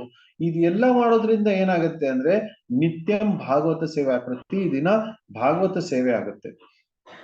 ನಮ್ಮ ಪ್ರಭುಪಾದರು ಒಂದ್ ಕಡೆ ಬರೀತಾರೆ, ಕೃಷ್ಣ ಭಾವನಾಮೃತ ಸಂಘದಲ್ಲಿ ಬಹಳಷ್ಟು ಭಾಗವತರಿದ್ದಾರೆ. ಅದಕ್ಕೆ ಕೃಷ್ಣ ಭಾವನಾಮೃತ ಸಂಘದ ಸಂಸ್ಥೆಗಳಿಗೆ ಬಂದು ಸೇವೆ ಮಾಡಿದ್ರೆ ಭಾಗವತ ಸೇವೆ ಅದಾಗೆ ಆಗ್ಬಿಡುತ್ತೆ ಅಂತ. ಧನ ಸೇವೆ ಮಾಡ್ಬೋದು, ವೈಯಕ್ತಿಕವಾಗಿ ಬಂದು ಸೇವೆಗಳನ್ನ ಮಾಡ್ಬೋದು, ಬಹಳಷ್ಟು ರೀತಿಯಿಂದ ಸೇವೆಗಳನ್ನ ಮಾಡ್ಬೋದು. ಇದೆಲ್ಲ ಮಾಡೋದ್ರಿಂದ ನಿತ್ಯ ಭಾಗವತ ಸೇವೆ ಅದಾಗೆ ಆಗ್ಬಿಡುತ್ತೆ. ಅದಕ್ಕೆ ಈ ಭಾಗವತ ಸೇವೆ ಅತಿ ಅವಶ್ಯಕವಾಗಿದೆ. ಭಾಗವತ ಸೇವೆಯಿಂದ ಪ್ರಾಯ ಅಭದ್ರ ನಷ್ಟ ಅಂತ ಹೇಳ್ತಾರೆ. ಪ್ರಾಯ ಅಭದ್ರ ಅಂದ್ರೆ ಎಲ್ಲಾ ಅಭದ್ರತೆಗಳು ಒಂದೇ ಸರಿ ನಾಶ ಆಗಲ್ಲ, ಬಹುತೇಕವಾಗಿ ಎಲ್ಲಾ ಅಭದ್ರತೆಗಳು ನಾಶ ಆಗ್ತವೆ ಅಂತ ಅರ್ಥ ಮಾಡ್ಕೋಬೇಕು. ಪೂರ್ತಿ ನಾಶ ಆಗುತ್ತೆ ಅಂತ ಭಗವಂತ ಹೇಳ್ಬೋದಾಗಿತ್ತು, ಯಾಕೆ ಹೇಳಲಿಲ್ಲ? ಅದಕ್ಕೊಂದು ಉದ್ದೇಶ ಇದೆ. ಏನಂತೆ, ಇದು ಕರ್ಮಕಾಂಡದ ತರ ಅಲ್ಲ. ಕರ್ಮಕಾಂಡದಲ್ಲಿ ಜ್ಯೋತಿಷ್ಠೋಮ ಆದಿ ಯಜ್ಞಗಳನ್ನ ಮಾಡಿದ್ರೆ ಸ್ವರ್ಗ ಪ್ರಾಪ್ತಿ ಆಗತ್ತೆ. ಅದ್ರಲ್ಲಿ ದೇವತೆಗಳಿಗೇನು ಸ್ವಾತಂತ್ರ್ಯ ಇಲ್ಲ. ಇವರು ಯಜ್ಞ ಮಾಡ್ತಾರೆ ಅಂದ್ರೆ ಆ ಯಜ್ಞಕ್ಕೆ ಫಲ ಅವ್ರು ಕೊಡ್ಲೇಬೇಕು, ಅವ್ರಿಗೆ ಸ್ವಾತಂತ್ರ್ಯ ಇಲ್ಲ, ಹೋಗ್ಲಿ ಇವ್ರಿಗೆ ಫಲ ಕೊಡೋದ್ ಬೇಡ ಅಂತ. ಅದೇ ಸಮಯದಲ್ಲಿ ನೀವು ಯಾವ್ದಾದ್ರು ಗಣೇಶನ ವ್ರತ ಮಾಡ್ತೀರಿ, ಬೇರೆ ಯಾವ್ದಾದ್ರು ವ್ರತ ಮಾಡ್ತೀರಿ, ಮದ್ವೆ ಆಗ್ಲಿ ಅಥವಾ ಶಿಕ್ಷಣ ಚೆನ್ನಾಗಾಗ್ಲಿ ಏನಾಗ್ಲಿ ಅಂತ, ಆ ವ್ರತ ಮಾಡಿದ್ರೆ ಅದ್ರ ಫಲ ಬಂದೇ ಬರುತ್ತೆ ಸಾಮಾನ್ಯವಾಗಿ ಅದ್ರಲ್ಲಿ, ಯಾಕಂದ್ರೆ ಅದು ಕರ್ಮಕಾಂಡ ಇರುತ್ತೆ. ಆದ್ರೆ ಇಲ್ಲಿ ಭಕ್ತಿಯಲ್ಲಿ ಆ ತರ ಇಲ್ಲ. ಭಕ್ತಿಯಲ್ಲಿ ಭಗವಂತ ನಿರ್ಧಾರ ಮಾಡ್ತಾನೆ. ನಿಮ್ಮ ಪರಿಸ್ಥಿತಿ ಅನುಸಾರವಾಗಿ ಅವನಿಗೆ ಸ್ವಾತಂತ್ರ್ಯ ಇದೆ, ಅವನು ನಿರ್ಧಾರ ಮಾಡ್ತಾನೆ. ಕೆಲವೊಂದ್ ಜನರು ಈ ಕ್ಷಣನೇ ಭಗವಂತನ ಧಾಮಕ್ಕೆ ಹೋಗ್ಬೋದು, ಕೆಲವೊಂದ್ ಜನರು ಕೆಲವೊಂದ್ ಜನ್ಮ ತಗೋಬಹುದು. ಇದಕ್ಕೆ ಒಂದು ಸಾಮಾನ್ಯ ನಿಯಮ ಮಾಡ್ಲಿಕ್ಕೆ ಆಗಲ್ಲ. ನಾನು ಪ್ರತಿದಿನ ಹರೇ ಕೃಷ್ಣ ಜಪ ಮಾಡ್ತೇನೆ, ಇವತ್ತು ನಾನು ಭಗವಂತನ ಧಾಮಕ್ಕೆ ಹೋಗ್ತೇನೆ ಅನ್ನುವಂಥದ್ದು ನಿಯಮ ಮಾಡ್ಲಿಕ್ಕೆ ಆಗಲ್ಲ. ಅದೊಂದು ನಾವು ಅರ್ಥ ಮಾಡ್ಕೋಬೇಕು. ಕರ್ಮಕಾಂಡದ ತರ ಭಕ್ತಿ ಅಲ್ಲ.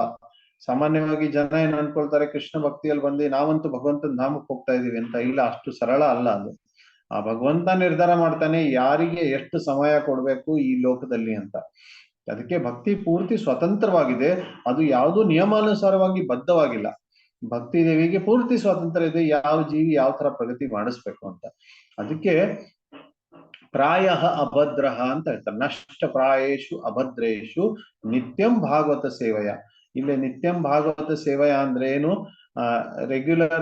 ರೆಗ್ಯುಲರ್ ಆಗಿ ಭಾಗವತಂ ಕ್ಲಾಸ್ಗಳಲ್ಲಿ ಕೂತ್ಕೊಳ್ಳುದು ಅಂತ ಪ್ರಭುಪಾದರು ಅನುವಾದ ಮಾಡಿದ್ದಾರೆ. ಅಂದ್ರೆ ಈ ಭಾಗವತ ಶ್ರವಣ ಸಾಮಾನ್ಯವಾಗಿ ನಾವು ಒಂದ್ ಸ್ವಲ್ಪ ಆಲಸ್ಯ ಮಾಡ್ಬೋದು. ಏನಂತೆ, ಇಲ್ಲ ನಾವು ಒಂದ್ ಸ್ವಲ್ಪ ಅವ್ರ ಇವ್ರನ್ನ ಒಂದ್ ಸ್ವಲ್ಪ ದೇವ್ರ ಬಗ್ಗೆ ಕೇಳ್ತಾ ಇದೀವಿ ಅಂತ ಅಲ್ಲ. ನಾವು ಪ್ರತಿದಿನ ಭಾಗವತದ ಪಾಠವನ್ನು ಕೂತ್ಕೊಂಡು ಕೇಳ್ಬೇಕು. ಎಲ್ಲೆಲ್ಲಿ ಭಾಗವತ ಪಾಠ ನಡೀತಾ ಇರುತ್ತೆ ಕೃಷ್ಣ ಭಾವನಾಮೃತ ಸಂಘದಲ್ಲಿ, ಅಲ್ಲಿ ಕೂತ್ಕೊಂಡು ಕೇಳ್ಬೇಕು. ಹೇಗೆ ಮಕ್ಕಳು ಶಾಲೆಗಳಲ್ಲಿ ಗುರುಕುಲದಲ್ಲಿ ಪಾಠವನ್ನು ಕೂತ್ಕೊಂಡು ಕೇಳ್ತಾರೆ, ಕೂತ್ಕೊಂಡು ಕೇಳಿ ಅದ್ರ ಮೇಲೆ ನೋಟ್ಸ್ ಬರೀತಾರೆ, ಅದ್ರ ಮೇಲೆ ಮನನ ಮಾಡ್ತಾರೆ, ನಿಧಿಧ್ಯಾಸನ ಮಾಡ್ತಾರೆ, ಈ ತರ ಆತರ ಧ್ಯಾನ ಮಾಡ್ತಾರೆ. ಆ ತರ ಭಾಗವತ ಶ್ರವಣ ಗಂಭೀರವಾಗಿ ಆಗ್ಬೇಕು. ಅದನ್ನ ನಾವು ಏನಾದ್ರೂ ಕೆಲಸ ಮಾಡ್ತಾ ಮಾಡ್ತಾ ಕೇಳಿದ್ವಿ ಸುಮ್ನೆ ಆಯ್ತು ಅಂತಲ್ಲ, ಅದನ್ನ ಗಂಭೀರವಾಗಿ ಕೇಳಿ ಅದ್ರ ಮೇಲೆ ಏನು ಬರ್ಕೊಳ್ದಿದೆ ಅದನ್ನ ಬರ್ಕೋಬೇಕು, ಅದ್ರ ಮೇಲೆ ಧ್ಯಾನ ಮಾಡ್ಬೇಕು, ಆ ಉಪದೇಶಗಳನ್ನ ನನ್ನ ಜೀವನದಲ್ಲಿ ಹೇಗೆ ಅಳವಡಿಸ್ಬೇಕು, ಒಟ್ನಲ್ಲಿ ಗಂಭೀರ ಪ್ರಯತ್ನ ಇರಬೇಕು ಇದು ಅಧ್ಯಯನ ಮಾಡ್ಲಿಕ್ಕೆ. ಅದಕ್ಕೆ ಇಲ್ಲಿ ಪ್ರಭುಪಾದರು ಆ ತರ ಹೇಳ್ತಾರೆ, ಏನಂತೆ ಭಾಗವತದ ಪಾಠಗಳಲ್ಲಿ ಕೂತ್ಕೊಳ್ಳೋದು, ಭಾಗವತದ ಕಕ್ಷೆಯಲ್ಲಿ ಕೂತ್ಕೊಂಡು ಕೇಳೋದು ಅಂತ ಹೇಳ್ತಾರೆ. ಅದರ ಉದ್ದೇಶ ಏನಂದ್ರೆ ಇದು ಗಂಭೀರ ಶ್ರವಣ ಇರ್ಬೇಕು, ಇದು ಸುಮ್ನೆ ಮೇಲ್ಮೇಲಿಂದ ಏನೋ ಒಂದು ಕೇಳಿದ್ವಿ ಅಂತ ಆತರ ಇರಬಾರ್ದು. ನಷ್ಟಪ್ರಾಯೇಷು ಭದ್ರೇಶು ನಿತ್ಯಂ ಭಾಗವತ ಸೇವೆಯ ಭಗವತಿ ಉತ್ತಮ ಶ್ಲೋಕೆ ಭಕ್ತಿರ್ಭವತಿ ನೈಷ್ಠಕಿ. ಭಗವತ ಉತ್ತಮ ಶ್ಲೋಕ ಇದೆ, ಭಾಗವತ ಏನಿದೆ ಇದು ಉತ್ತಮ ಶ್ಲೋಕ ಅಂತ ನಾವು ಮೊದಲು ಚರ್ಚೆ ಮಾಡಿದ್ವಿ. ಹೇಗೆ ನಿಗಮ ಕಲ್ಪತರೋರ್ ಗಲಿತಂ ಫಲಂ ಶುಕಮುಖಾದ ಅಮೃತ ದ್ರವ ಸಂಯುತಂ ಪಿಬತ ಭಾಗವತಂ ರಸಮಾಲಯಂ ಮುಹುರಹೋ ರಸಿಕಾ ಭುವಿ ಭಾವುಕ. ನಿಗಮಗಳು ವೇದಗಳು ಅಂದ್ರೆ ಒಂದು ಮರದ ಟೊಂಗೆ ಇದ್ದಂಗೆ. ಆತರ ಅಲ್ಲಿ ನಿಮಗೆ ಸ್ಪಷ್ಟವಾಗಿ ಈ ತರ ಭಗವಂತನ ಶ್ರೇಷ್ಠತೆ ಪ್ರತಿಪಾದ್ಯ ಇರಲ್ಲ. ಯಾಕಂದ್ರೆ ಆ ಸಮಯದಲ್ಲಿ ಎಲ್ಲರೂ ಆಕರ್ಷಣೆ ಆಗ್ಲಿ ಶಾಸ್ತ್ರ ಪ್ರತಿ, ವೇದದ ಪ್ರತಿ, ಧರ್ಮದ ಪ್ರತಿ ಅಂತ ಅನ್ನೋ ಉದ್ದೇಶದಿಂದ ವೇದ ಶಾಸ್ತ್ರಗಳನ್ನ ಕೊಟ್ಟಿರ್ತಾರೆ. ಅದರಲ್ಲಿ ಕೆಲವೊಂದು ಉಪನಿಷತ್ ವಿಭಾಗಗಳಿರ್ತವೆ. ಆ ಉಪನಿಷತ್ ವಿಭಾಗಗಳು ಸ್ವಲ್ಪ ಸ್ಪಷ್ಟವಾಗಿ ಹೇಳ್ತವೆ, ಏನಂತೆ ಲೌಕಿಕ ಬೇರೆ, ವೈದಿಕ ಬೇರೆ, ಈ ಪ್ರಪಂಚದಲ್ಲಿರುವಂತ ವಿಷಯಗಳು ಬೇರೆ, ಭಗವಂತ ಬೇರೆ ಅಂತ ಸ್ವಲ್ಪ ಸ್ಪಷ್ಟವಾಗಿ ಹೇಳೋಕ್ ಶುರು ಮಾಡುತ್ತೆ. ಪುರಾಣಗಳು ಇನ್ನು ಭಗವಂತನ ಲೀಲೆಗಳನ್ನ ಹೇಳಿ ಇನ್ನೂ ಸ್ಪಷ್ಟ ಮಾಡುತ್ತೆ. ಪರಮ ಸತ್ಯ ಅಂದ್ರೆ ಒಬ್ಬ ವ್ಯಕ್ತಿ ಇದ್ದಾನೆ, ಅವ್ನ ಲೀಲೆಗಳಿರ್ತಾವಂತ. ಇದು ಎಲ್ಲಾ ತರ ಸಾರ ಭಾಗವತ ಪುರಾಣ. ಶ್ರೀಮದ್ ಭಾಗವತಂ ಪುರಾಣ ಅಮಲಂ, ಎಲ್ಲಕ್ಕಿಂತ ಅಮಲ ಪುರಾಣ, ಎಲ್ಲಕ್ಕಿಂತ ಶ್ರೇಷ್ಠ ಪುರಾಣ ಭಾಗವತ ಪುರಾಣ. ಅದಕ್ಕೆ ಇದರಲ್ಲಿ ಸ್ಪಷ್ಟವಾಗಿ ಭಗವಂತ ದೇವೋತ್ತಮ ಪರಮ ಪುರುಷ ಅಂತ ಪ್ರತಿಪಾದನೆ ಆಗಿದೆ. ಅದಕ್ಕೆ ಭಗವತೆ ಉತ್ತಮ ಶ್ಲೋಕೆ, ಇದು ಉತ್ತಮ ಶ್ಲೋಕ ಆಗಿದೆ ಭಾಗವತ. ಇದರಿಂದ ಏನಾಗುತ್ತೆ, ಇದ್ರ ಶ್ರವಣದಿಂದ ಭಕ್ತಿಗೆ ವಿಘ್ನಗಳು ಏನೇನಿದ್ದಾವೆ ಅವು ಎಲ್ಲ ನಾಶವಾಗ್ಬಿಡ್ತವೆ, ಅದಾಗೆ ನಾಶವಾಗ್ಬಿಡ್ತವೆ ಭಕ್ತಿಗಳಲ್ಲಿರುವಂತ ವಿಘ್ನಗಳು ಈ ಭಾಗವತ ಶ್ರವಣದಿಂದ ಅಂತ. ಅದಕ್ಕೆ ನಿತ್ಯ ಭಾಗವತ ಶ್ರವಣ ಮಾಡೋದು ಅತಿ ಅವಶ್ಯಕವಾಗಿದೆ.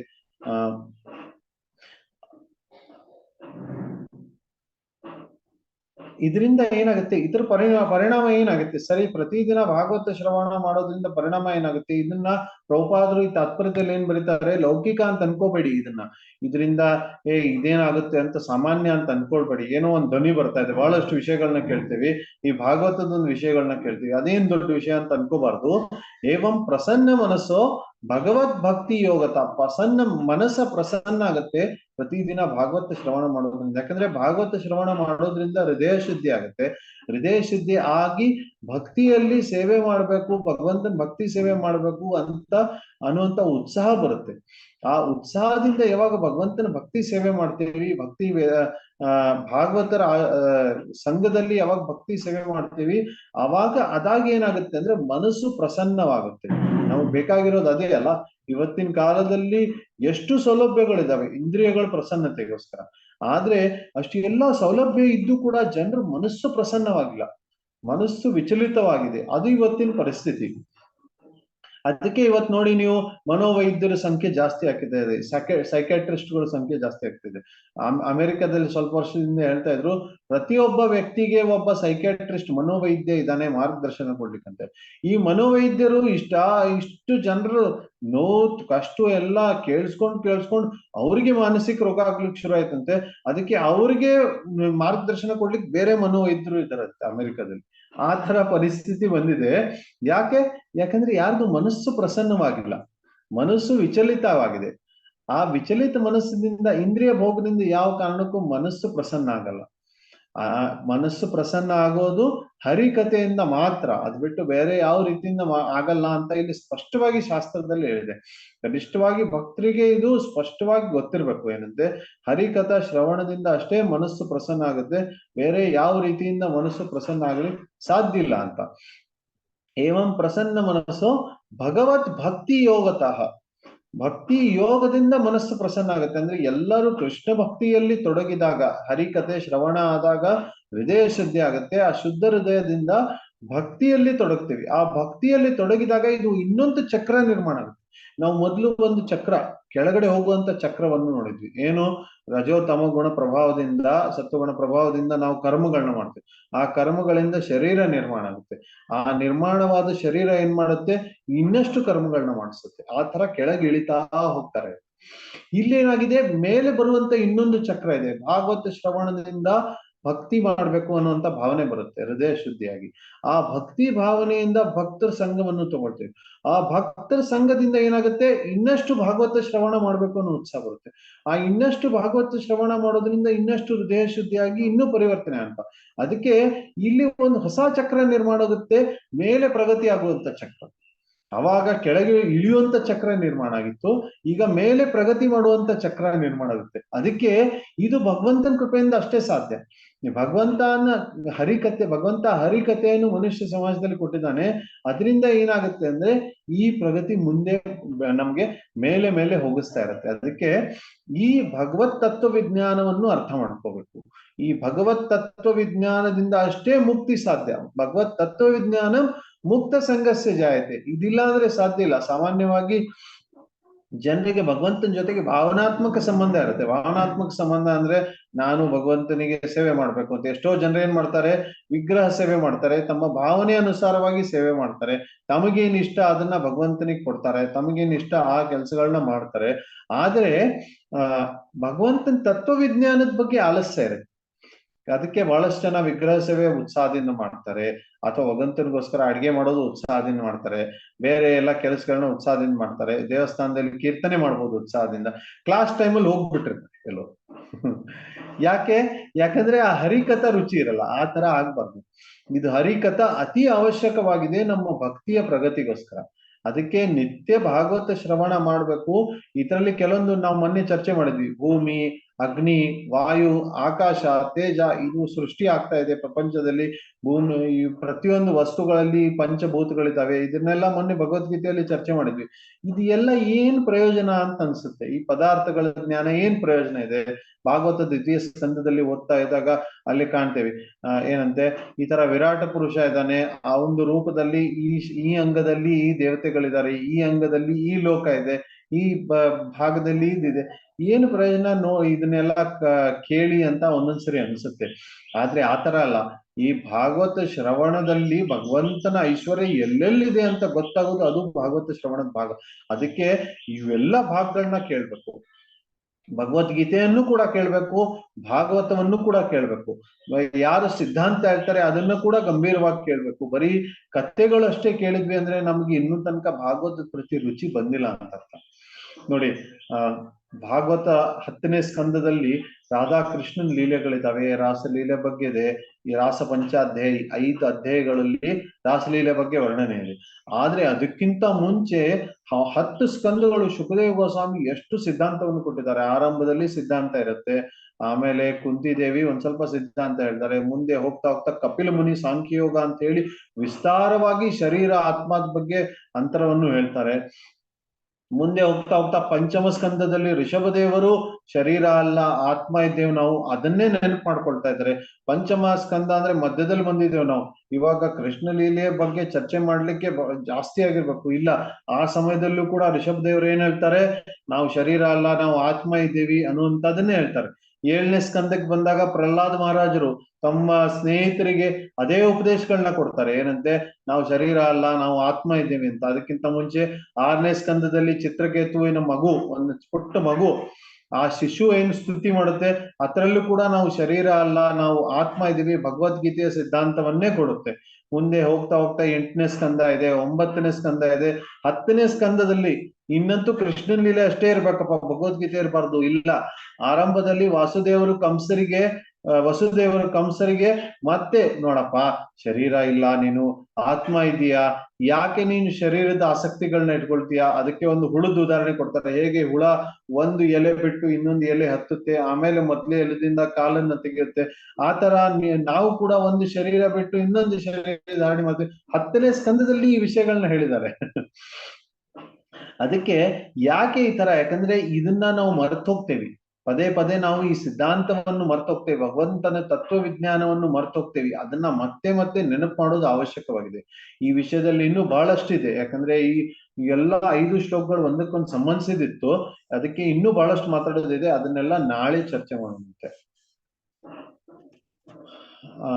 यहाँ पे तीन गुणों में हर एक जीव फंसा हुआ है, सत्वगुण, रजोगुण, तमोगुण। और इन 3 गुणों के प्रभाव से जीव अन्य नए कर्मों को निर्माण करता है, और यह नए कर्म जो है वह और शरीरों को निर्माण करते हैं। हमारे अगला जन्म जो है हमारे कर्मानुसार निर्धारित होते हैं, और यह शरीर जो है यह और बद्ध रहता है भौतिक जगत में, तो इसलिए वो और कर्म निर्माण करता है। मान लीजिए कोई व्यक्ति को किसी काम की इच्छा बहुत है, या स्त्री के प्रति आसक्ति बहुत है, तो उनको उसके हिसाब से शरीर मिल जाता है, और उस शरीर में इच्छाएं ज्यादा होंगी तो और कर्म होंगी। तो यह ऐसा चक्र होता है जिसमें व्यक्ति फंस जाता है, और इस फंसे हुए चक्र से बाहर कैसे आए। प्रभुपाद की भी यही चिंता थी जब पाश्चात्य देश गए थे, ये लोग रजोगुण तमोगुण के प्रभाव से इतने फंसे हुए हैं, हरि कथा में इनको कोई रुचि नहीं है। अब कैसे ये इससे चक्र से बाहर आए और भगवान के निकट आए। तो ईशोपनिषद में यह कहा गया है कि भगवान सबसे दूर है फिर भी सबसे नजदीक है। तो यह दूरी कैसे कम कर सके, हरि कथा के द्वारा। इसलिए शृण्वताम सुकथा कृष्णा पुण्य श्रवण कीर्तन, पुण्य श्रवण कीर्तन से, हरि कथा से क्या होता है कि हृदय की शुद्धि होती है, और हृदय की शुद्धि होने के बाद क्या हो जाता है, बहुत सारे अभद्रताएं, हमारे हृदय में जो कलमश है ज्यादा से ज्यादा निकल जाता है। यहाँ पे प्राय अभद्र कहा गया है कि सब कुछ नहीं निकलता, ज्यादा से ज्यादा निकल जाते। क्यों? क्योंकि भगवान स्वतंत्र है निर्धारित करने के लिए कि आप भगवत धाम एक ही जन्म में जाएंगे, कुछ जन्मों में जाएंगे, या 100,000 जन्मों में जाएंगे। यह निर्धार करना भगवान के हाथ में है। कर्म कांड नहीं है कि हमने तो इतना 16 माला प्रतिदिन किया, आप भगवान को अपना धाम ले ही जाना होगा, ऐसे नहीं। भगवान को स्वतंत्र है, उनकी इच्छा अनुसार वह निर्धारित करेंगे आपको जाना है या नहीं जाना है। तो इसलिए यहाँ पे प्रायः अभद्र लिखा है, अभद्रता नहीं लिखा है। और फिर भागवत की महिमा नित्यम भागवत सेवा, प्रतिदिन भागवत श्रवण करना है। क्यों? भगवते उत्तम श्लोक है। यहाँ पे प्रभुपाद कहते हैं कि भागवत के क्लास में बैठना है हर एक दिन। तो प्रभुपाद ने यहाँ नहीं किया कि हाँ कुछ भगवान के बारे में सुनते रहे, नहीं। क्लास में बैठना मतलब क्या, अभी बच्चे स्कूल में क्लास में कैसे बैठते हैं, टीचर जो कहते हैं नोट्स लिखते हैं, और फिर उनकी पढ़ाई करते हैं, आगे परीक्षा होती है, उसको पास करने के लिए पढ़ाई। तो ये गंभीर अध्ययन रहता है। उसी तरह भागवत का भी गंभीर अध्ययन होना चाहिए। हर एक व्यक्ति बैठ के क्लास में लिखना चाहिए, नोट्स लिखना, अपने काम करते करते कुछ सुने, ऐसे नहीं होना चाहिए। तो ये हर एक व्यक्ति गंभीरता से सुने, उसके ऊपर नोट्स लिखे, और फिर उसका मनन करे आगे। हाँ यह चीज बताया गया था, अब इसको जीवन में कैसे लाना है, उसका मनन करे। तो ये सब कुछ आवश्यक है। तो इससे क्या होता है कि भगवान का तत्व विज्ञान जो है स्थापित हो जाता है। तत्व विज्ञान मतलब भगवान शास्त्र अध्ययन गंभीरता से करना चाहिए, और केवल कथा में रुचि नहीं होना चाहिए, भगवान का तत्व भी समझना चाहिए। बहुत सारे लोगों को सिर्फ कहानियां बताए ऐसे बताते, परंतु भागवतम में आप देखेंगे हर एक जगह पे तत्व है।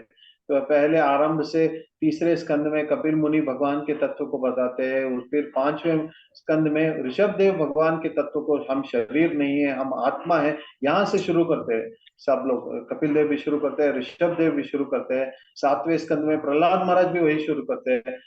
6ठे स्कंद में चित्रकेतु महाराज के पुत्र, वह भी यही उपदेश देते हैं, हम शरीर नहीं है हम आत्मा है।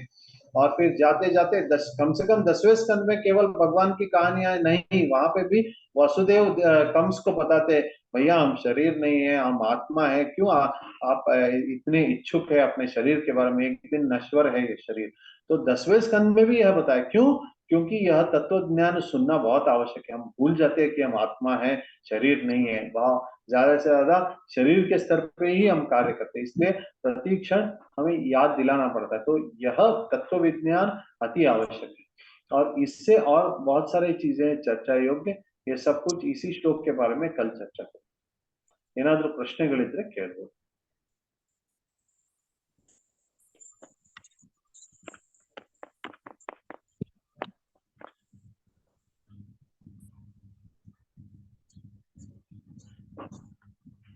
ಪ್ರಶ್ನೆಗಳೇನಾದ್ರೂ ಇದೆಯಾ?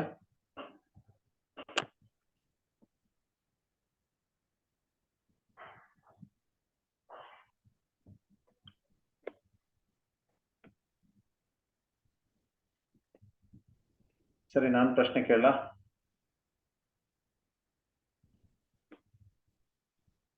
ಯಾರಾದ್ರೂ ಹೇಳ್ಬೋದಾ? ಪುಣ್ಯ ಶ್ರವಣ ಕೀರ್ತನ ಅಂದ್ರೆ ಏನು? ಪುಣ್ಯ ಅಂತ ಯಾಕೆ ಶಬ್ದವನ್ನು ಉಪಯೋಗಿಸಿದ್ದಾರೆ?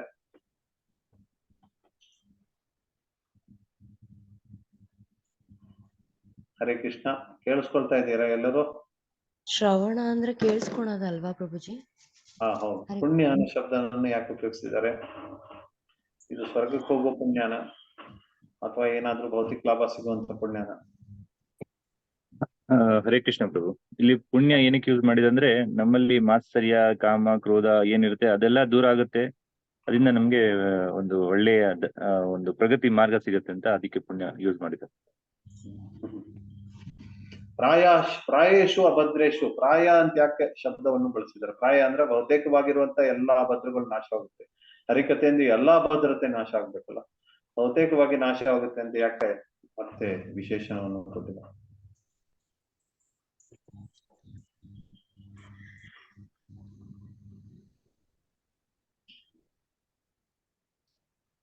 ಹೇಳ್ಬೋದಾ ಯಾರಾದ್ರೂ?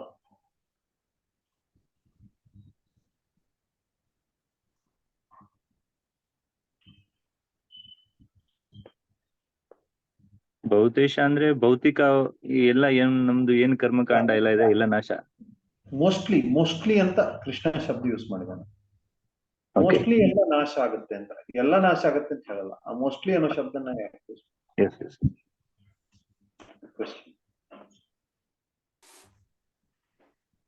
ಹರೇ ಕೃಷ್ಣ ಪ್ರಭುಜಿ, ಆದ್ರೆ ಇಲ್ಲಿ ಕನ್ನಡ ಟ್ರಾನ್ಸ್ಲೇಷನ್ ಅಲ್ಲಿ ಪ್ರಾಯೇಶು ಅನ್ನಕ್ಕೆ ಸ್ವಲ್ಪವೂ ಇಲ್ಲದಂತೆ ಅಂತ ಕೊಟ್ಬಿಟ್ಟಿದಾರ. ಅದೇ, ಅದೊಂದು ಸ್ವಲ್ಪ ತಪ್ಪಾಗಿದೆ. ಕನ್ನಡ ಟ್ರಾನ್ಸ್ಲೇಷನ್ ದಲ್ಲಿ ಸ್ವಲ್ಪ ತಪ್ಪುಗಳನ್ನ ನಾವು ಕಾಣಬಹುದು. ಯಾಕಂದ್ರೆ ಅದು ಭಕ್ತರು ಮಾಡಿಲ್ಲ, ಬೇರೆ ಕಡೆಯಿಂದ ಆಗಿದೆ. ಅಂದ್ರೆ ಇಲ್ಲಿ ಪ್ರಾಯೇಶು ಅಂದ್ರೆ ನಾವೀಗ ಸ್ವಲ್ಪನೂ ಇಲ್ಲದಂತೆ ಅಂತ ತಿಳ್ಕೊಬಾರ್ದು. ಹೌದು, ನಷ್ಟ ಪ್ರಾಯೇಶು ಅಭದ್ರೇಶು ಅಂದ್ರೆ ಬಹುತೇಕವಾಗಿ ಎಲ್ಲ ನಾಶ ಆಗುತ್ತೆ ಅಂತ ನಿಜ. ಬಹುತೇಕವಾಗಿ ಅಂದ್ರೆ ಏನೋ ಒಂದ್ ಸ್ವಲ್ಪ ಇರ್ಬೋದು ಅಂತ. ಆಲ್ಮೋಸ್ಟ್ ನಿಲ್ ಅಂತ ಇಂಗ್ಲಿಷ್ ಅಲ್ಲಿದೆ. ಅಂದ್ರೆ ಇಂಗ್ಲಿಷ್ ಅಲ್ಲಿ ಸರಿ ಅನ್ನುವುದಾಗಿದೆ. ಶೂನ್ಯ ಆದ್ರೆ ಬಹುತೇಕವಾಗಿ ಶೂನ್ಯ ಅಂದ್ರೆ ಪೂರ್ತಿ ನಾಶ ಆಗುತ್ತೆ, ಸ್ವಲ್ಪ ಏನಾದ್ರೂ ಇರ್ಬೋದು ಅಂತ ಈ ತರ ಅರ್ಥ ಇದೆ ಇಂಗ್ಲಿಷ್ ಅಲ್ಲಿ. ಅದು ಯಾಕೆ ಅಂದ್ರೆ ಅದಕ್ಕೆ ಇದು ಏನ್ ಹೇಳ್ತಾರೆ ಅಂದ್ರೆ, ಭಗವಂತ ಸ್ವತಂತ್ರವಾಗಿದ್ದಾನೆ. ಇದು ಕರ್ಮಕಾಂಡದ ತರ ಅಲ್ಲ. ನಾನು ಭಕ್ತಿ ಹರೇ ಕೃಷ್ಣ ಹತ್ತಾರು ಮಾಡ್ತಾ ಇದ್ದೀನಿ, ಈ ಜನ್ಮದಲ್ಲಿ ನನಗೆ ಭಗವತ್ ಧಾಮಕ್ಕೆ ಕರ್ಕೊಳ್ಳೇಬೇಕು, ಆತರ ಏನ್ ನಿಯಮಗಳಿಲ್ಲ. ನಮ್ಮ ಸಾಧನೆ ಮಾಡ್ತಾ ಇರ್ಬೇಕು, ಭಗವಂತನ ಕೃಪೆಗೋಸ್ಕರ ಯಾಚನೆ ಇಡೀ ಜೀವನ ಪರ್ಯಂತ ಮಾಡ್ತಾ ಇರ್ಬೇಕು. ಅಷ್ಟು ಕೃಪೆ ಯಾಚನೆ ಮಾಡಿದ್ರು ಸಹ ಭಗವಂತ ಕರ್ಕೊಳ್ತಾನಲ್ಲೂ ಹೇಳಕ್ ಆಗಲ್ಲ, ಅವನು ಸ್ವತಂತ್ರ ಅದರಲ್ಲಿ. ಇದಕ್ಕೋಸ್ಕರ ಪ್ರಾಯೇಶು ಅಂತ ಶಬ್ದವನ್ನು ಬಳಸಿದ್ದಾರೆ. ಇದು ಪೂರ್ತಿ ನಾವು ಭಗವಂತನ ಧಾಮಕ್ಕೆ ಹೋಗ್ತೇವೋ ಇಲ್ಲೋ, ಮುಕ್ತಿ ಆಗುತ್ತೋ ಇಲ್ಲೋ, ಇದು ಪೂರ್ತಿ ಭಗವಂತನ ಕೈಯಲ್ಲಿದೆ, ನಮ್ ಕೈಯಲ್ಲಿ ಇಲ್ಲೇ ಇಲ್ಲ. ಇದನ್ನ ನೆನಪು ಮಾಡ್ಕೊಳ್ಳೋಕೆ ಪ್ರಾಯಶು. ಈಗ ನೋಡಿ, ಭರತ್ ಮಹಾರಾಜರು ಎಲ್ಲ ಶುದ್ಧತೆಯನ್ನು ಹೊಂದಿದ್ರು ಕೂಡ ಕೊನೆ ಕಾಲದಲ್ಲಿ ಒಂದು ಜಿಂಕಿ ಪ್ರತಿ ಆಸಕ್ತಿ ಆಯ್ತು. ಯಾಕಂದ್ರೆ ಭಗವಂತನ ಯೋಜನೆ, ಅವ್ರಿಗೆ ಎಲ್ಲ ಮುಗಿದೋಗುತ್ತೆ ಅಂತ ಹೇಳಕ್ಕಾಗಲ್ಲ. ಆ ಭರತ ಮಹಾರಾಜರಿಗೆ ಸಂಸಾರವನ್ನು ತ್ಯಾಗ ಮಾಡಿ ಅವರು ಕಾಡಿನಲ್ಲಿ ಶಾಲಿಗ್ರಾಮ್ ಸೇವೆಯನ್ನು ಮಾಡ್ತಾ ಇದ್ರು, ಭಗವಂತನೇ ತೃಪ್ತರಾಗಿದ್ರು. ಅಂತ ಶ್ರೇಷ್ಠ ಪರಿಸ್ಥಿತಿಯಲ್ಲೂ ಕೂಡ ಏನೋ ಒಂದ್ ಸಣ್ಣ ಅನರ್ಥ ಬಂತು. ನಮ್ಮ ಜೀವನದಲ್ಲಿ ನಮಗೆ ತುಂಬಾ ಶುದ್ಧ ಭಕ್ತಿ ಬಂದಿದೆ ಅಂತ ಯಾವ ಕಾರಣಕ್ಕೂ ತಿಳ್ಕೊಬಾರ್ದು. ಸುಮಾರು ಅನರ್ಥಗಳು ನಮ್ಮಲ್ಲಿ ಇರ್ತವೆ. ಭರತ್ ಮಹಾರಾಜರು ಒಂದ್ ಅನರ್ಥದಿಂದ ಅವ್ರ ಪತನೆಯಾಗಿ ಜಿಂಕಿ ಜನ್ಮ ಸಿಕ್ತು. ಇನ್ನು ನಮಗೆ ಎಷ್ಟು ಜನ್ಮ ತಗೊಳ್ಬೇಕು, ಆ ಜಾಗೃತಿಗೋಸ್ಕರ ಈ ಶಬ್ದವನ್ನು ಬಳಸಿದ್ದಾರೆ. ಹರೇ ಕೃಷ್ಣ ಪ್ರಭುಜಿ, ಆ ಜಿಂಕೆ ಮಾಯಾ ಪ್ರಭಾವನ? ಅದು ಭಗವಂತನ ಯೋಚನೆ ಇರುತ್ತೆ. ಭಗವಂತ ಮಾಯೆ ಪ್ರಭಾವದಿಂದ ಅವರಿಗೆ ಸ್ವಲ್ಪ ಈ ಹೃದಯದಲ್ಲಿ ಇನ್ನೊಂದ್ ಸ್ವಲ್ಪ ಕಲ್ಮಶ ಇದೆ, ಅದನ್ನ ನಾಶ ಮಾಡ್ಲಿಕ್ಕೆ ಆ ವ್ಯವಸ್ಥೆಯನ್ನು ಭಗವಂತ ಮಾಡ್ತಾರೆ. ಪ್ರಭುಜಿ, ಹರೇ ಕೃಷ್ಣ, ಇವರು ಅಜಾಮಿಲ್ ಅವರು ಅವ್ರ ಮನ್ಸಲ್ಲೂ ಅಷ್ಟೊಂದು ಕಲ್ಮಶ ಇತ್ತು. ಬಟ್ ಅವರು ದೇಹ ತ್ಯಾಗ ಮಾಡ್ಬೇಕಾರೆ ಯಮರಾಜ ಬರ್ತಾರೆ ಅವ್ರಿಗೆ ಕರ್ಕೊಂಡು ಹೋಗಕ್ಕೆ. ಅವಾಗ ನಾಮ ಒಂದ್ಸರಿ ನಾರಾಯಣ ಅಂತ ಹೇಳ್ತಾರೆ. ಬಟ್ ನಾರಾಯಣ ಅವ್ರ ಮನ್ಸಿಂದ ದೇವ್ರಿಗೆ ಅಂತ ಕರ್ದಿಲ್ಲ, ಅವ್ರ ಮಗನಿಗೆ ಕರ್ದಿದ್ದು. ಆ ಭಾವ ಇರ್ಲಿಲ್ಲ. ಆದ್ರೂ ಅವ್ರಿಗೆ ಇದು ವೈಕುಂಠ ಲೋಕ ಸಿಗುತ್ತೆ. ಅದ್ ಹೇಗೆ ಪ್ರಭುಜಿ? ಹರಿನಾಮ ಅಷ್ಟು ಶಕ್ತಿಶಾಲಿ ಇದೆ. ಹರಿಕತೆ ಎಷ್ಟು ಶಕ್ತಿಶಾಲಿ ಇದೆ, ಹರಿಕತೆ ಹರಿನಾಮ ಎಷ್ಟು ಶಕ್ತಿಶಾಲಿ ಇದೆ. ನೀವು ಭಗವಂತನ ನಾಮಸ್ಮರಣೆ ಭಗವಂತನ್ ಮಾಡ್ತಾ ಇದ್ದೇವೆ ಅಂತಲ್ಲ, ಯಾರ್ದೇ ಇದ್ರು ಹೆಸರು ತಗೊಂಡು ಅವ್ರ ನಾಮಸ್ಮರಣೆ ಮಾಡಿದ್ರು ಹೃದಯ ಶುದ್ಧಿ ಆಗ್ಬಿಡುತ್ತೆ. ಅದು ಶಕ್ತಿ ಇದೆ ಹರಿಕತೆ. ಅದಕ್ಕೆ ಇಲ್ಲಿ ಹೇಳ್ತಾರೆ ಭಾಗವತ ಶ್ರವಣ ಮಾಡೋದ್ರಿಂದ ಇಷ್ಟು ಶಕ್ತಿ ಇದೆ, ಹರಿಯ ನಾಮಸ್ಮರಣೆಯಿಂದ ಇಷ್ಟು ಶಕ್ತಿ ಇದೆ, ಅದರ ಆಶ್ರಯ ತಗೊಳ್ಳಿ ಅನ್ನೋದಕ್ಕೋಸ್ಕರ ಅದನ್ನ ಮಾಡ್ತಾರೆ. ಅದನ್ನ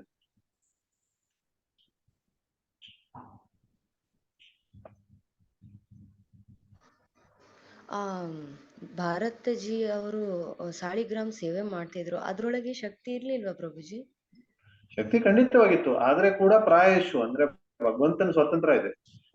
ಭಗವಂತ ನಿರ್ಧಾರ ಮಾಡ್ತಾರೆ ಯಾರ್ದು ಎಷ್ಟು ಪ್ರಗತಿಯಾಗಿದೆ, ಯಾರು ಎಲ್ಲಿದ್ದಾರೆ ಅಂತ. ಈಗ ನಾನು 16 ಮಲಿ ಮಾಡ್ತಾ ಇದ್ದೀನಿ, ನನಗೆ ಕರ್ಕೊಂಡು ಹೋಗ್ಲೇಬೇಕು ಅನ್ನುವಂಥದ್ದು ಕಡ್ಡಾಯ ನಿಯಮ ಭಗವಂತನಿಗೆ ಇಲ್ಲ. ಅವರು ನಿರ್ಧಾರ ಮಾಡ್ತಾರೆ, ಬೇಕಂದ್ರೆ ಇವ್ರಿಗೆ ಕೊಡಿಸ್ಬೋದು, ಬೇಕಾದ್ರೆ 1000 ಜನ್ಮ ಕೊಡಿಸ್ಬೋದು, 1000 ಜನ್ಮ ಆದ್ಮೇಲೆ ನಿಮ್ಗೆ ಮುಕ್ತಿ ಕೊಡಿಸ್ಬೋದು. ಆ ಸ್ವತಂತ್ರ ಭಗವಂತನಿಗಿದೆ. 1% ಅಷ್ಟು ಕಲ್ಮಶ ಇರಬಾರ್ದು ಅಂತ. ಭಗವಂತ ತುಂಬಾ ಶಕ್ತಿ ಇದೆ. ನೀವು ಪೂರ್ತಿ 100% ಕ್ಲಿಯರ್ ಆದಾಗ, ಎಕ್ಸಾಮ್ ಪಾಸ್ ಆದಾಗ ನಿಮ್ಗೆ ಅಲ್ಲಿ ಕಳಿಸ್ತಾರೆ. ಹರೇ ಕೃಷ್ಣ ಪ್ರಭುಜಿ.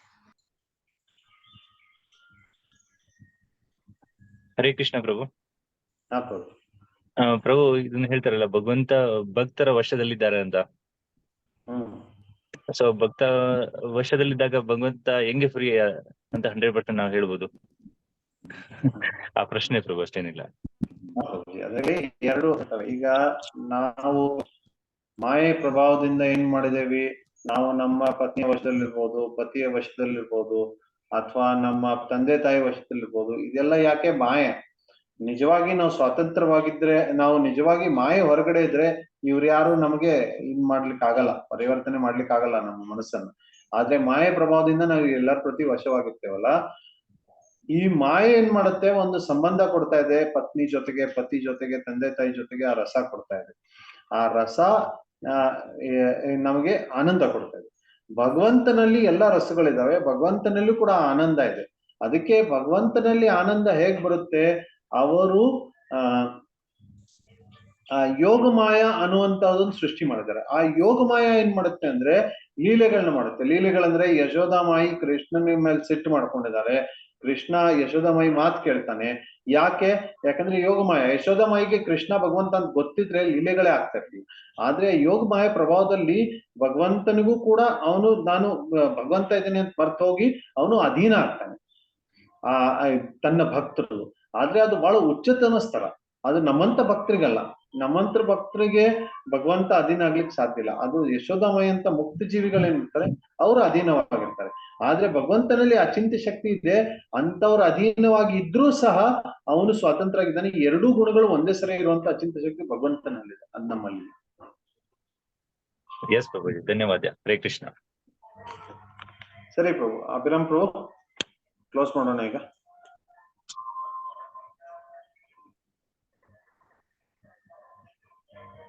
ವಂಚಾಕಲ್ಪತರುಭ್ಯಶ್ಚ ಕೃಪಾ ಸಿಂಧುಭ್ಯೇವ ಚ ಪತಿತಾನಾಂ ಪಾವನೇಭ್ಯೋ ವೈಷ್ಣವೇಭ್ಯೋ ಅನಂತ ಕೋಟಿ ವೈಷ್ಣವೇಂದ್ರ ಕಿ ಜೈ. ಹರೇ ಕೃಷ್ಣ. ಹರೇ ಕೃಷ್ಣ. ಏನ್ ಮಾಡ್ತಾ ಇದ್ದೀನಿ?